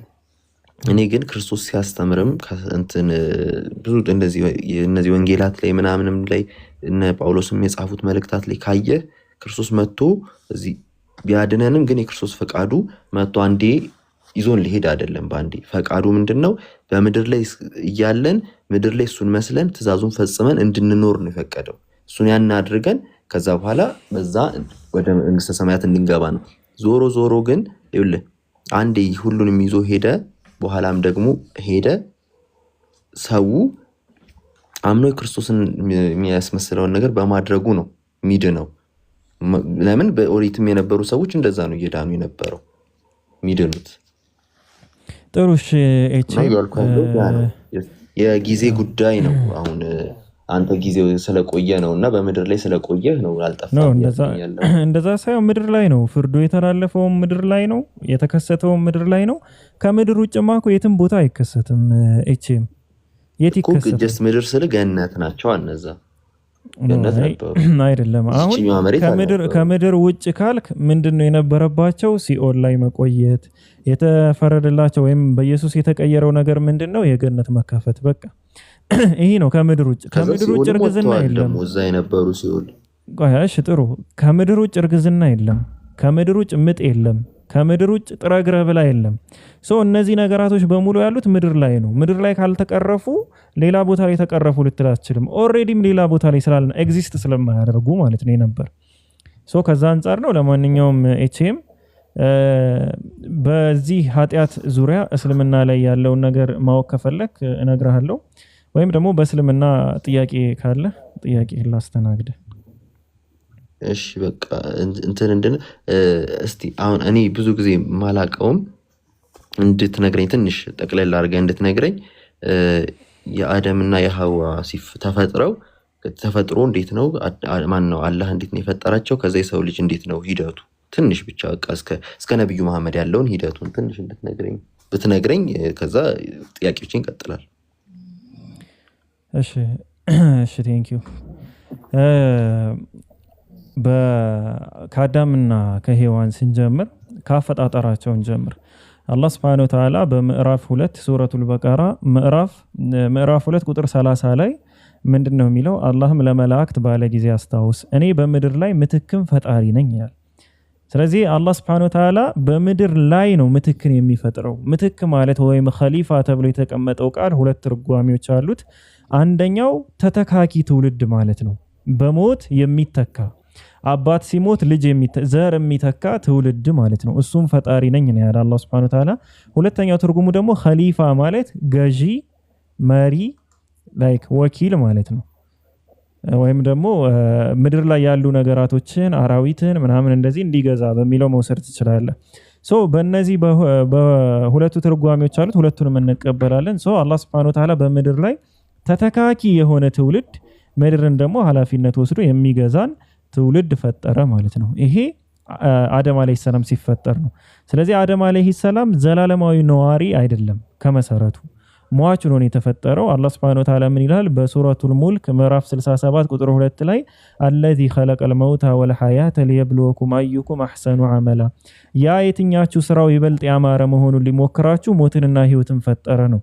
ሁሉ ሰው ለፈተናን የተፈጠረው ሞትና ህይወት መካከል ላይ ፈተና እንዲቀመጥ ያደረገው ሞትም የአላህ ፍጥረት ነው፣ የሰው የሥራ ውጤት አይደለም። ህይወትም የአላህ ስራ ነው፣ የሰው የሥራ ውጤት አይደለም።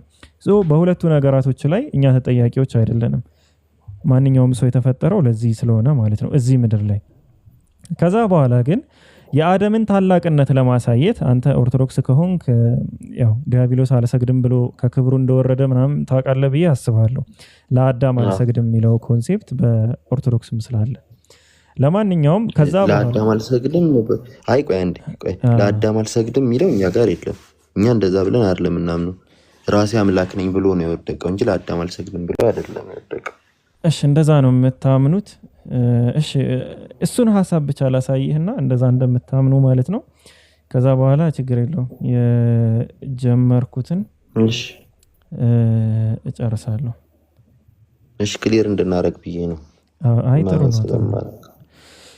እሺ ይሄ ምንድነው? መጽሐፈ መቃብያን ነው። መጽሐፈ መቃብያን ማለት የኦርቶዶክስ 80 አሐዱ መጽሐፍ ነው።